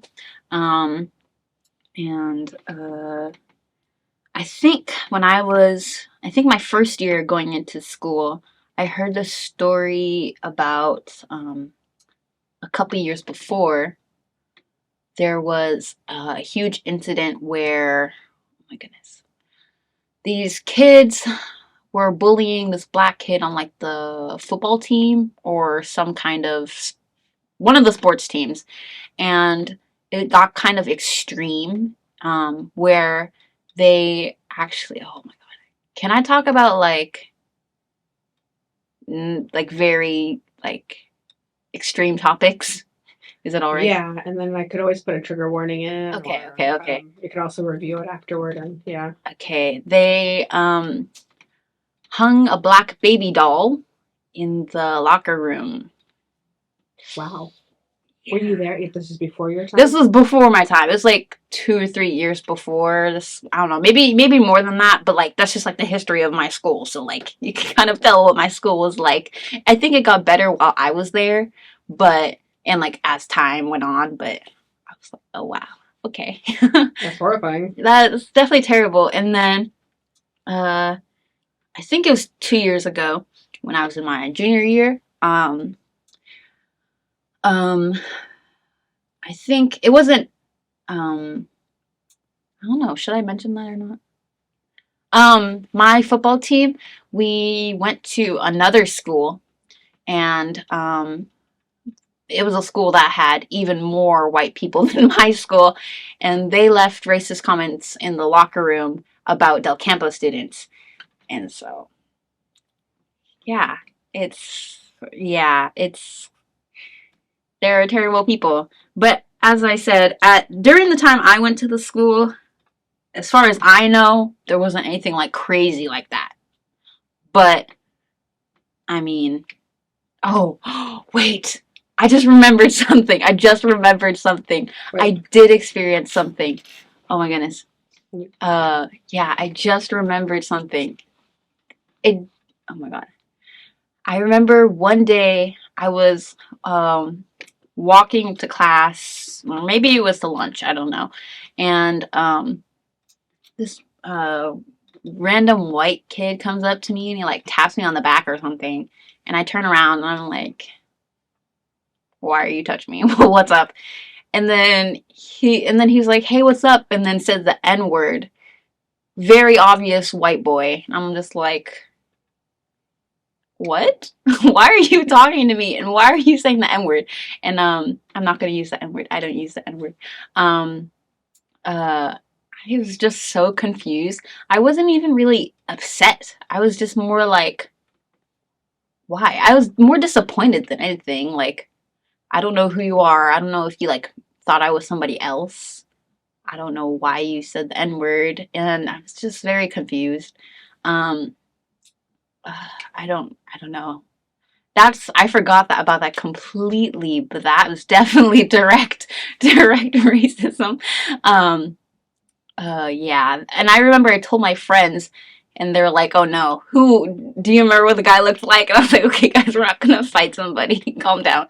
Um, uh, but yeah, no, that was crazy. And then did you report that to the school administration? did I? I don't. I don't think I did because I don't think it was like a long enough interaction where I remembered the dude. So I mean, I still could have said something, but I didn't really remember who the dude was. It was just like a very brief, like, "Hey, what's up?" And then I'm like, "What?" And then I kind of just walked, like, looked at him weird, and kind of walked away. And then I was like, "What the heck?" So I probably could have, but I didn't remember who it was, so I don't know how to find the person. So I don't know. I don't know. And for some reason, they just think white kids just think they're so cool when they use the N word, and then they have like one or two black friends who are like, "Oh yeah, you can use it." For some reason, I don't know why they say they can use it, and then they just go around doing things like that, thinking they're cool when that it doesn't bother anybody when it does. Um, but yeah, I think honestly, I was so in shock that I couldn't even get angry. To be honest, I was just like, "Are you serious?" I've never experienced something like that extreme before. Like, really? Like, I didn't even know how to feel. And that's also probably why I didn't say anything to anyone but maybe like my friends. Because I just was like, what the heck?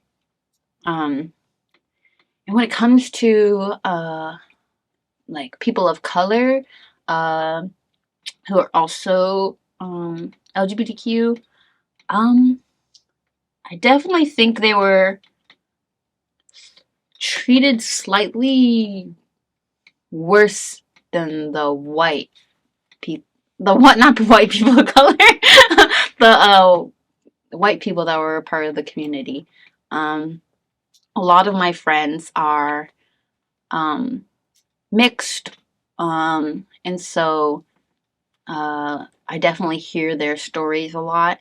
But I knew a lot of people as well at my school who were white, who were also queer, part of the community, and just kind of it was interesting how the white people that were a part of the community kind of were just seen more as like whatever, like it's kind of normal. But like I mentioned before, kind of when you're coming from more than one community um, that is a minority and discriminated against, it kind of just makes you more of a target. And so I definitely noticed that the incidences that my friends mentioned about getting like made fun of and stuff more like that, it more so came from the people of color that were in the community than my just plain white friends that were LGBTQ for sure. You made a reference to that group of queer friends, and you said you weren't really a part of that group. Mm, Was that a multiracial group, or was it? yeah, yeah. Okay. Somewhat. Some of them are just white, and then some of them are the people that I talked to more from that group were the people of color in the group, um, and mixed. There wasn't really like a particular reason why I didn't really hang out with them as much. I know some people in the community kind of are uncomfortable hanging out with other people from the community, and I always found that really interesting. But it's not even like that. It's just I'm not that like they're all very high energy people, and I'm a very low energy person. So I kind of just always hung out with like my best friend and like maybe one other person. It wasn't even like they invited me to stuff, but I just didn't really hang out with them as much. I talked to them, but like we didn't like go out to do stuff or anything like that.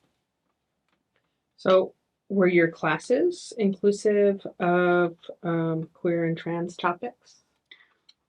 Um, let's see. Talk about high school still. Yeah. All right. Well, wait. Why don't we? Yeah, I guess we can. You can talk about whatever comes to your mind. So, if you're thinking about, because I know you're just in your first semester here, Yeah, yeah, yeah. but yeah, I guess we can go back and forth. Whatever feels right to you.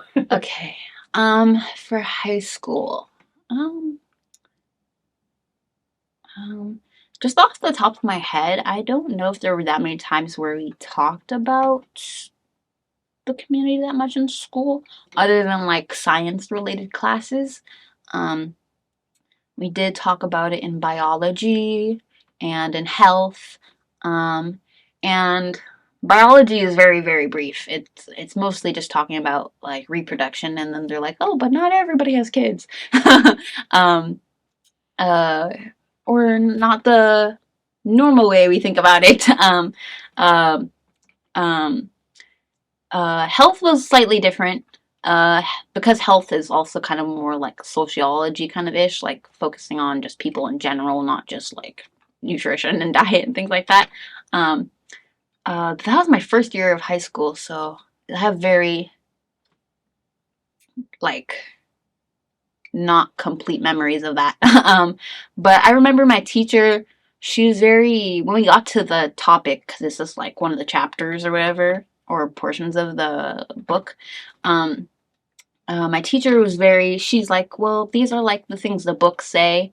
Um, but if anybody here is in the community or anything, like, or I'm saying anything like wrong, or like there's something like that could be like changed or updated or maybe should be mentioned, please let me know.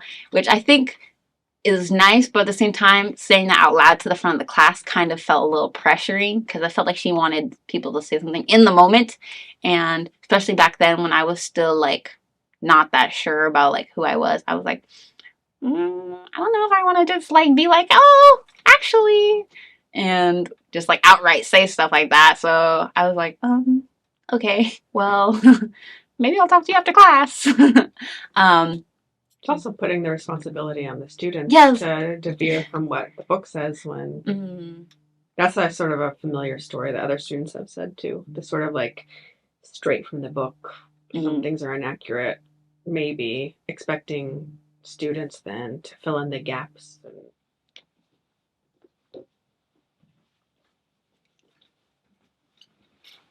So do I just continue talking like how it was before?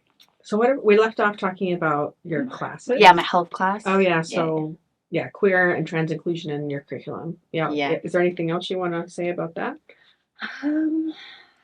It's very sparse for sure. I probably would have appreciated learning more. And so far in college, I know you're only in your first semester, but have any of your classes been queer and trans inclusive so far? Yeah, actually, it's very like minimal. But actually, okay, it's not minimal, but like it's small things, but they're meaningful. I have this professor. He's probably one of my favorites. He teaches my communication class, and so because he teaches communications, he talks a lot about people and different types of people. And he himself, um, he comes from a Hispanic background, and he deals with a lot of that. And he has always kind of made it feel very comfortable in that space. I remember in the beginning class, he had like an agreement saying like, you will not discriminate against other people in this class, or basically I will kick you out. And he's like, and that could be regarding sexuality, things like that. And I feel like that could be seen as kind of like just very like general. Like I feel like sometimes, even though I feel like sometimes teachers kind of just say stuff like that, like, oh, if you're discriminating against other people, like that's not cool. But I could really tell through the way he said it to the class, and he like emphasized it too. He said it more than once in a very loud voice. He really wanted people to know that we will not be making any racist comments in this classroom. We will not be making any we will not be discriminating against anybody for their sexuality or gender in this classroom. And he just really was like, and you have to know that because I will kick you out of this classroom. And yeah, I could just tell he's always been a very understanding person, and I feel like if I went to talk to him about any issues I had, he would definitely be interested in listening. My other classes are psychology classes, and we do talk about LGBTQ in those classes. In my Psych 300 class, my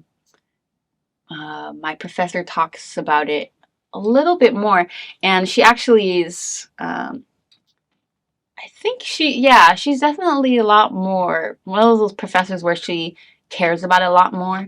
She posts a lot of things related to like our school's GSA and things like that.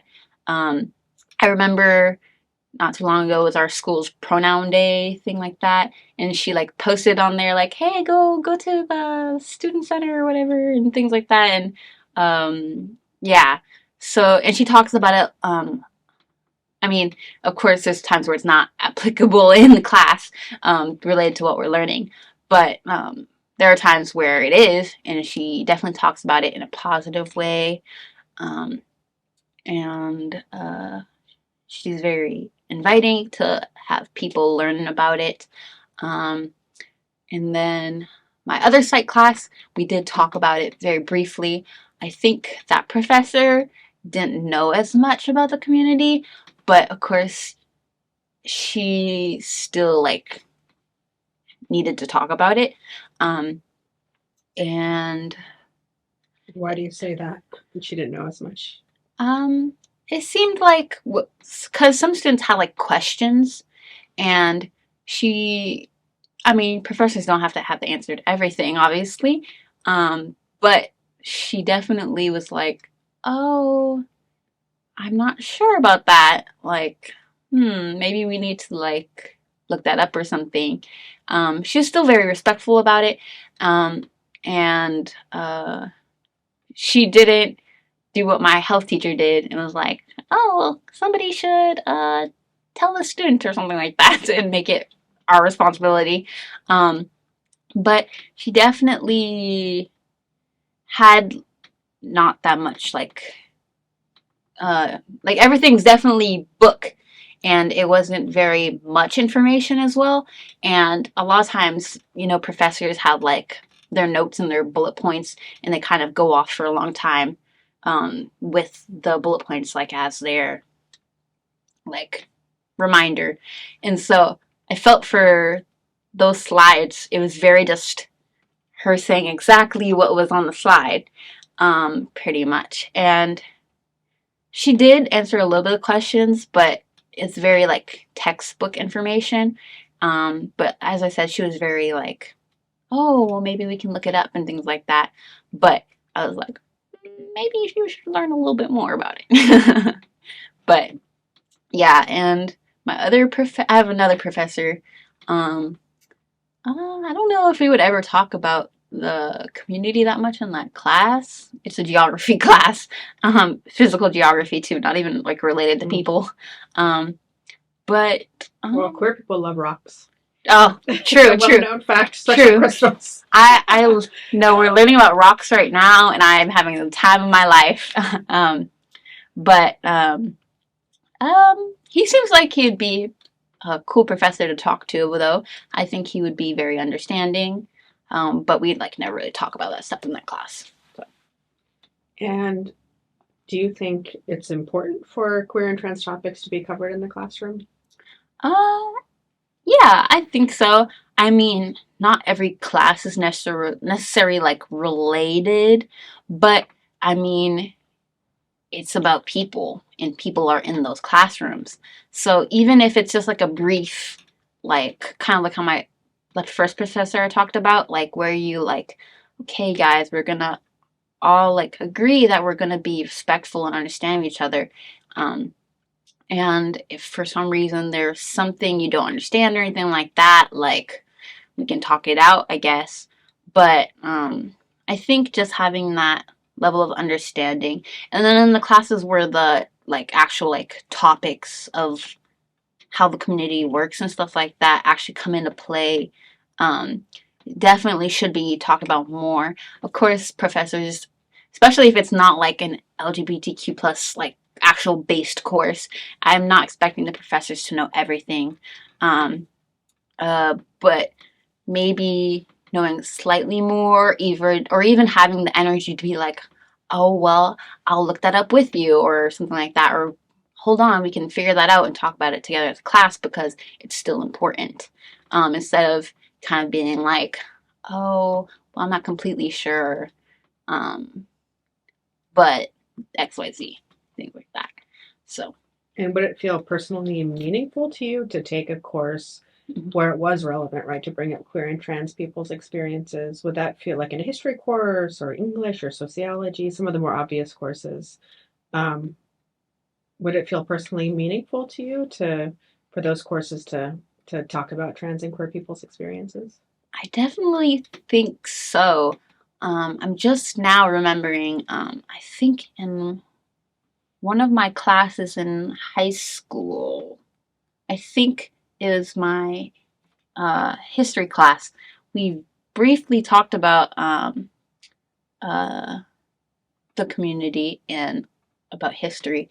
And I was like, wow, I don't think I've ever had a history class, teach about this stuff.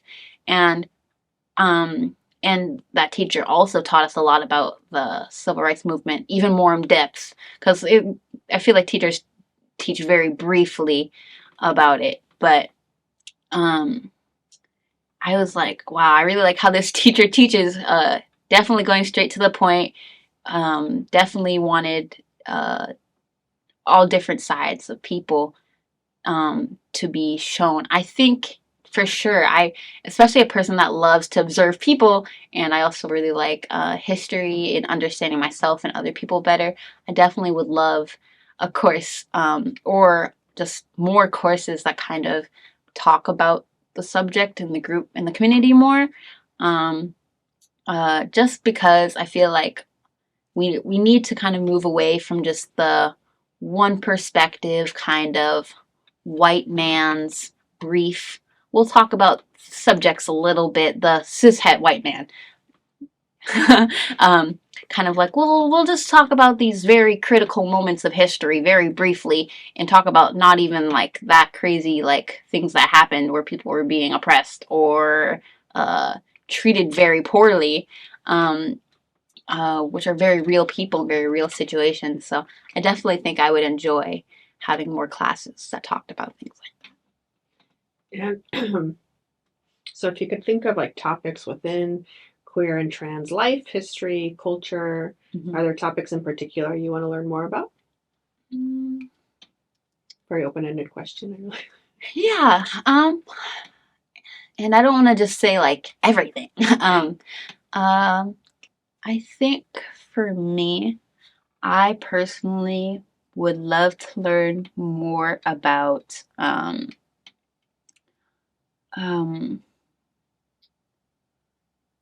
I would like to learn about specifically um, uh, people of color, trans people of color, and history, because trans people of color have made so many different marks in the community, and I feel like even now, still though, they still get treated very poorly compared to other people. Um, of course, I do want to learn everything. But I think as a person who's under the trans umbrella, being non binary and also being a person of color, I think that history also is very important to me, because not only um, is it about being discriminated against for being uh, trans, but also being a person of color. And I mean, at some point, I'm going to run to that myself. Yeah, often I find when, like, it's easy for me to talk about a history class, but when Mhm. different histories get incorporated, whether it's like if it's Black history, it can often be cishet Black history, very important still, right? Or when it's queer history, it can be feel a little bit white, like whiter than it needs to be, considering there's a very rich history of queer people of color that could be talked about. Mm-hmm. Um, so I think that's an important sort of thing to emphasize. Mm-hmm. I guess that's as a follow-up question, how inclusive, you mentioned that your history class talked about the civil rights movement in a way that felt more substantial. Mm-hmm. How inclusive were your classes of the experiences of people of color in general and Black people in particular? Um, Sorry, can you repeat the question one more That's very time? long. No, It's very a lot of lead up. No, you're good. You're good. Can you How inclusive were your classes of the experiences of people of color and Black people in particular? Okay. How were the experiences for the Black students? Yeah. Okay. Well, no, not for the black Or, students, but how like where black experiences, black literature, or black like, oh, talking about it. history, Okay. yeah, in the topics specifically. Let me see. Um, huh? I don't, I don't think it was that inclusive. Um, I think there's always that like argument where people are like, well, these it just so happens that the best authors or whatever and things like that are white men and like that's not our problem. That you can't have your books or whatever taught as the main books, and I'm like, really? Are you serious? What? um That might be more of a limit about that might be more of a comment on the education you received than the reality. yeah, and I think that so obviously it's very sparse because that one history class like shocked me. I was so thrown aback, and it wasn't even. It was also about other cultures as well. He talked a lot about not just Black people. Um, um, I remember we were talking about because the very beginning of the class is it's U.S. history, so talk about Native Americans, and he was very like, okay, guys, we're gonna be real. It was not, we sat around the table holding hands, singing Kumbaya with the Native Americans. It was not all yippee dippy doo dah, okay? And he was just very real. One of my favorite teachers. I very much appreciated him trying to include different speeches from different people of color, things like that, and include different points in history. Of course, like the book is a lot more focused on white cishet kind of history, especially for America. Um, but he still tried to incorporate his own little things, um, uh, especially when we were getting to civil rights and the slavery kind of section. Um, um, but compared to like other classes, I don't think as much. Thinking back, not just about high school, but Mm-hmm. also college. I mean, in the present day, Mm-hmm. um, how important, how meaningful would it have felt? It made you feel if the experiences of people of color were more included?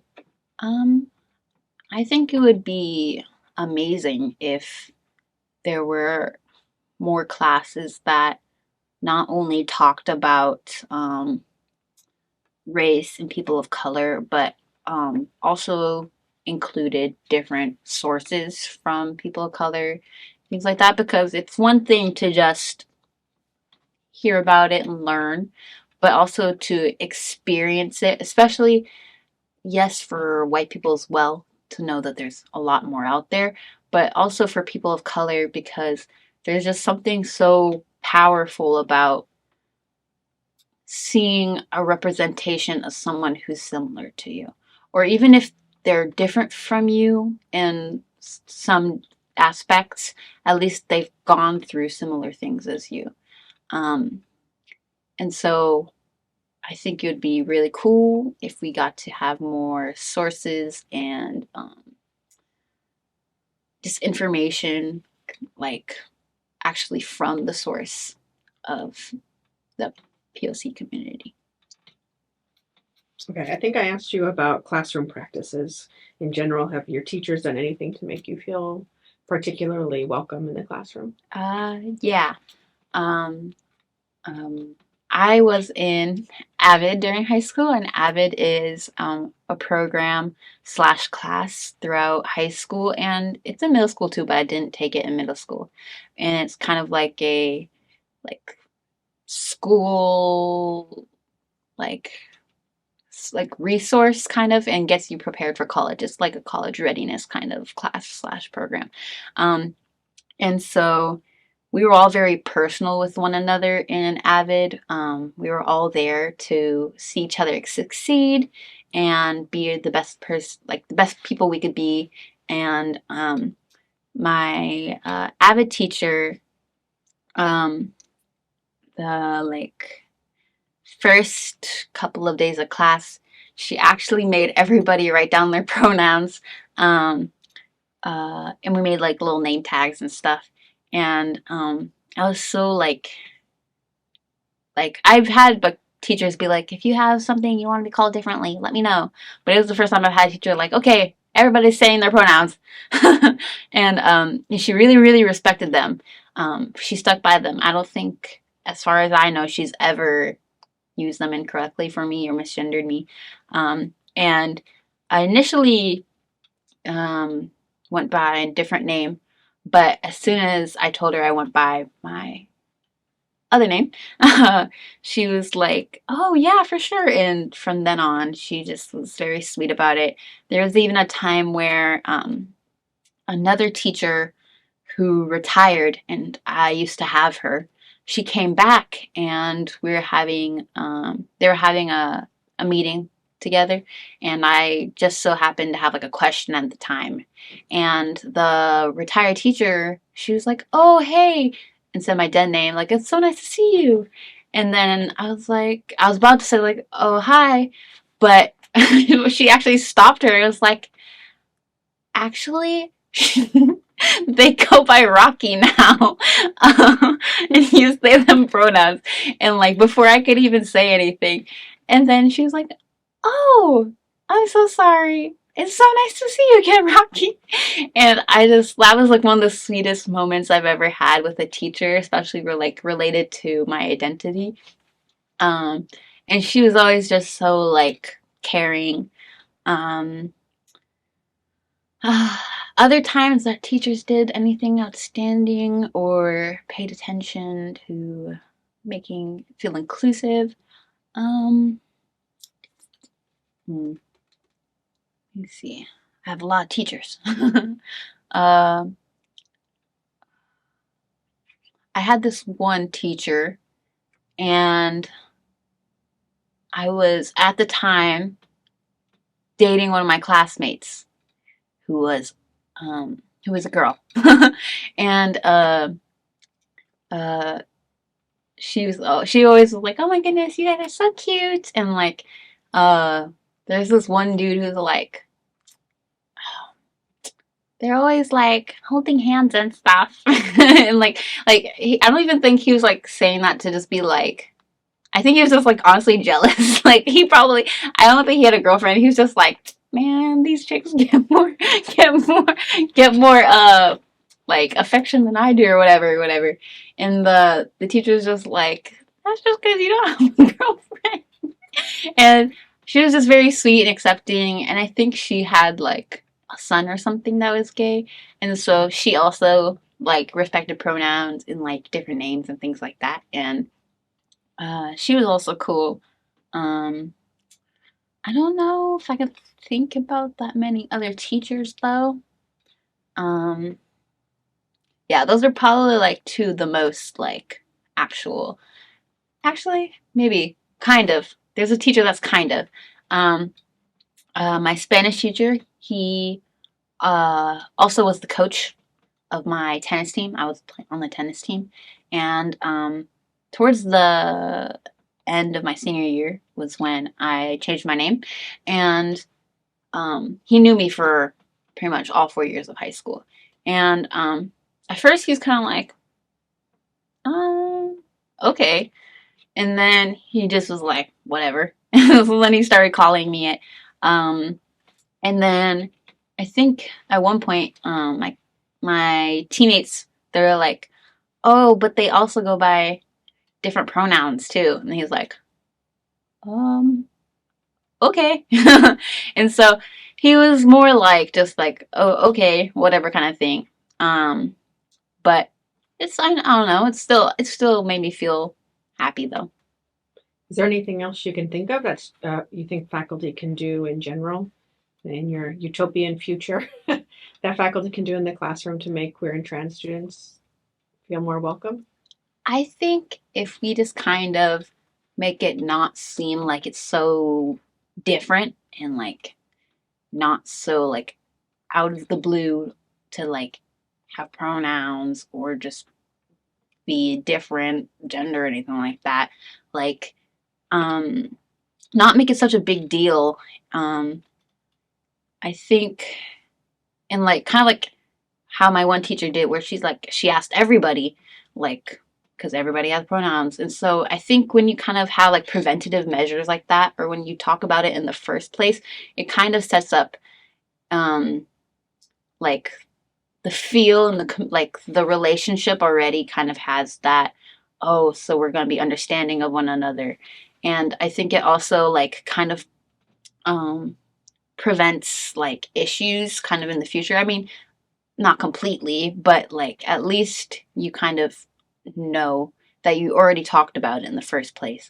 And so I think just kind of adding more conversation about it in classes and making it just more seem more normalized and not so much of a difficult process either when it comes to like having to change things. I mean, I know there are like legal processes to being like changing names and stuff like that in school records because you actually have to do that. That has a lot of stuff going on there, but um, like with pronouns and stuff, I think um, just kind of making it more known, talking about it, and making it like more easily, having more resources easily accessible, I think, as well.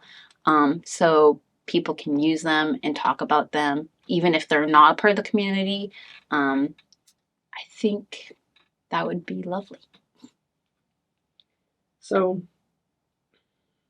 so far in your experience at ARC, is there anything you think the college could do to make trans and queer students feel more included on campus? Um, I I have something to say about that. Um, when it comes to gender neutral bathrooms, I think there's gender neutral bathrooms at our school. I don't actually know for sure. Like I think I've heard people talk about them before, but I actually don't know where they are. And if they were like very like explicitly like labeled, I would probably use them, but I don't know. And sometimes there's like a third room next to the bathrooms, and I'm like, is that another bathroom? But like, it's not like it doesn't have like anything on it, so I'm like, I don't know. Is that like a janitor's closet? I don't want to try to open the door and it's like locked or something. Um, and so I just always go into the girls' bathroom, which I mean, I don't know. I it doesn't. I know some people it really bothers them to go into bathrooms don't match their gender. Me personally, I kind of just always like dealt with it my whole life. Of course, it would be nice to kind of to have a bathroom that's just kind of like for me, um, or people like me. Um, but yeah, I think it should be like more explicitly labeled. I don't know where they are if we have any. I think we do. We have a few. They're single stall, not in every Mhm. building, and I Mhm. think it's a blank triangle. Blank triangle. Okay. But there was a point a few years ago where the Pride Center was trying to put signs, Mm-hmm. and then that were more explicitly all gender, Mm-hmm. and then they took them down because they were kind of informal signs, and they were like, "No, this has to be a formal process." Mm-hmm. They've been really hesitant to just put explicitly inclusive language on any bathroom sign or imagery on a bathroom sign. I don't fully. So maybe another side conversation, but yeah, there's been a lot of hesitancy to establish more all gender bathrooms and to make the signage better on the ones that exist. Mm-hmm. Okay, yeah. Because I was like, I think we have some, but like, I don't know, so Put it on the map. I The don't use it. general campus map could just have the bathrooms. Yeah, I don't know, and it annoys me that I have to like look for them or like ask people, so I just don't. I just use girls' bathroom. That and um, ARC specifically, um, probably just like things I mentioned before, like just like not being so hesitant to talk about things and also allowing students to express more, especially their opinions on things that they would be comfortable with. So one thing I realized before we wrap up, you said you work, right? You work for a wage right now. I do. Where do you work? Do you mind my asking? I work at a tea shop. It's called T4. Uh, there's one of those in Midtown, I think. But anyway, Yeah, there's like multiple okay. like in different areas. I work at the one on Madison and Auburn. And you work part-time, right? Yeah, part-time. Okay. And are you living at home? I do live with my parents. Yeah. Okay, do you have to pay rent? My parents don't make me pay now, thankfully. So how do you balance work and school? Do you find that to be difficult sometimes? Yeah, I realized when I started school that's kind of frustrating because um, my schedule, and it's kind of also me not making my school schedule very well, like in regards to thinking about days I could work and days I could have class. I kind of just picked my classes and then told my work, oh, I can only work these days. Um, Luckily, my uh, work is very flexible because it is this part time, and I can ask for my coworkers a lot of times if I can't make it. Um, but I worked a lot more in the summer, and that was me coming out of high school.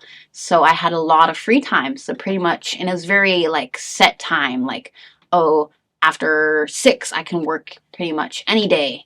Um, but now in college, I only can work like 4 days, kind of. And some of the days, it's like only certain times, because my schedule's a lot different now. And so it's unfortunate. I don't really get as many hours as I used to, so I don't make as much money. Does that make it difficult to get by a little bit? Um, yeah, for sure. And I don't. A lot of the things I pay for are more like not necessarily necessities. My parents pay for a lot of things. Um, but at the same time, my parents also kind of struggle with money.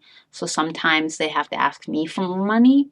And it's kind of frustrating for me personally because I don't get that much. And so I kind of have to balance like, I want to help my family, but at the same time, this is my money that I earned for myself.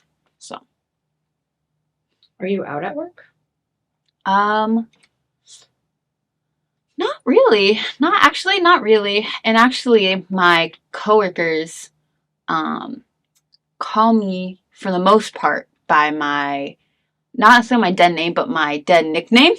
uh, when I did go by Rocky when I did start my job. Um, but I wasn't completely sure if like when I started my job if I should use my legal name or not.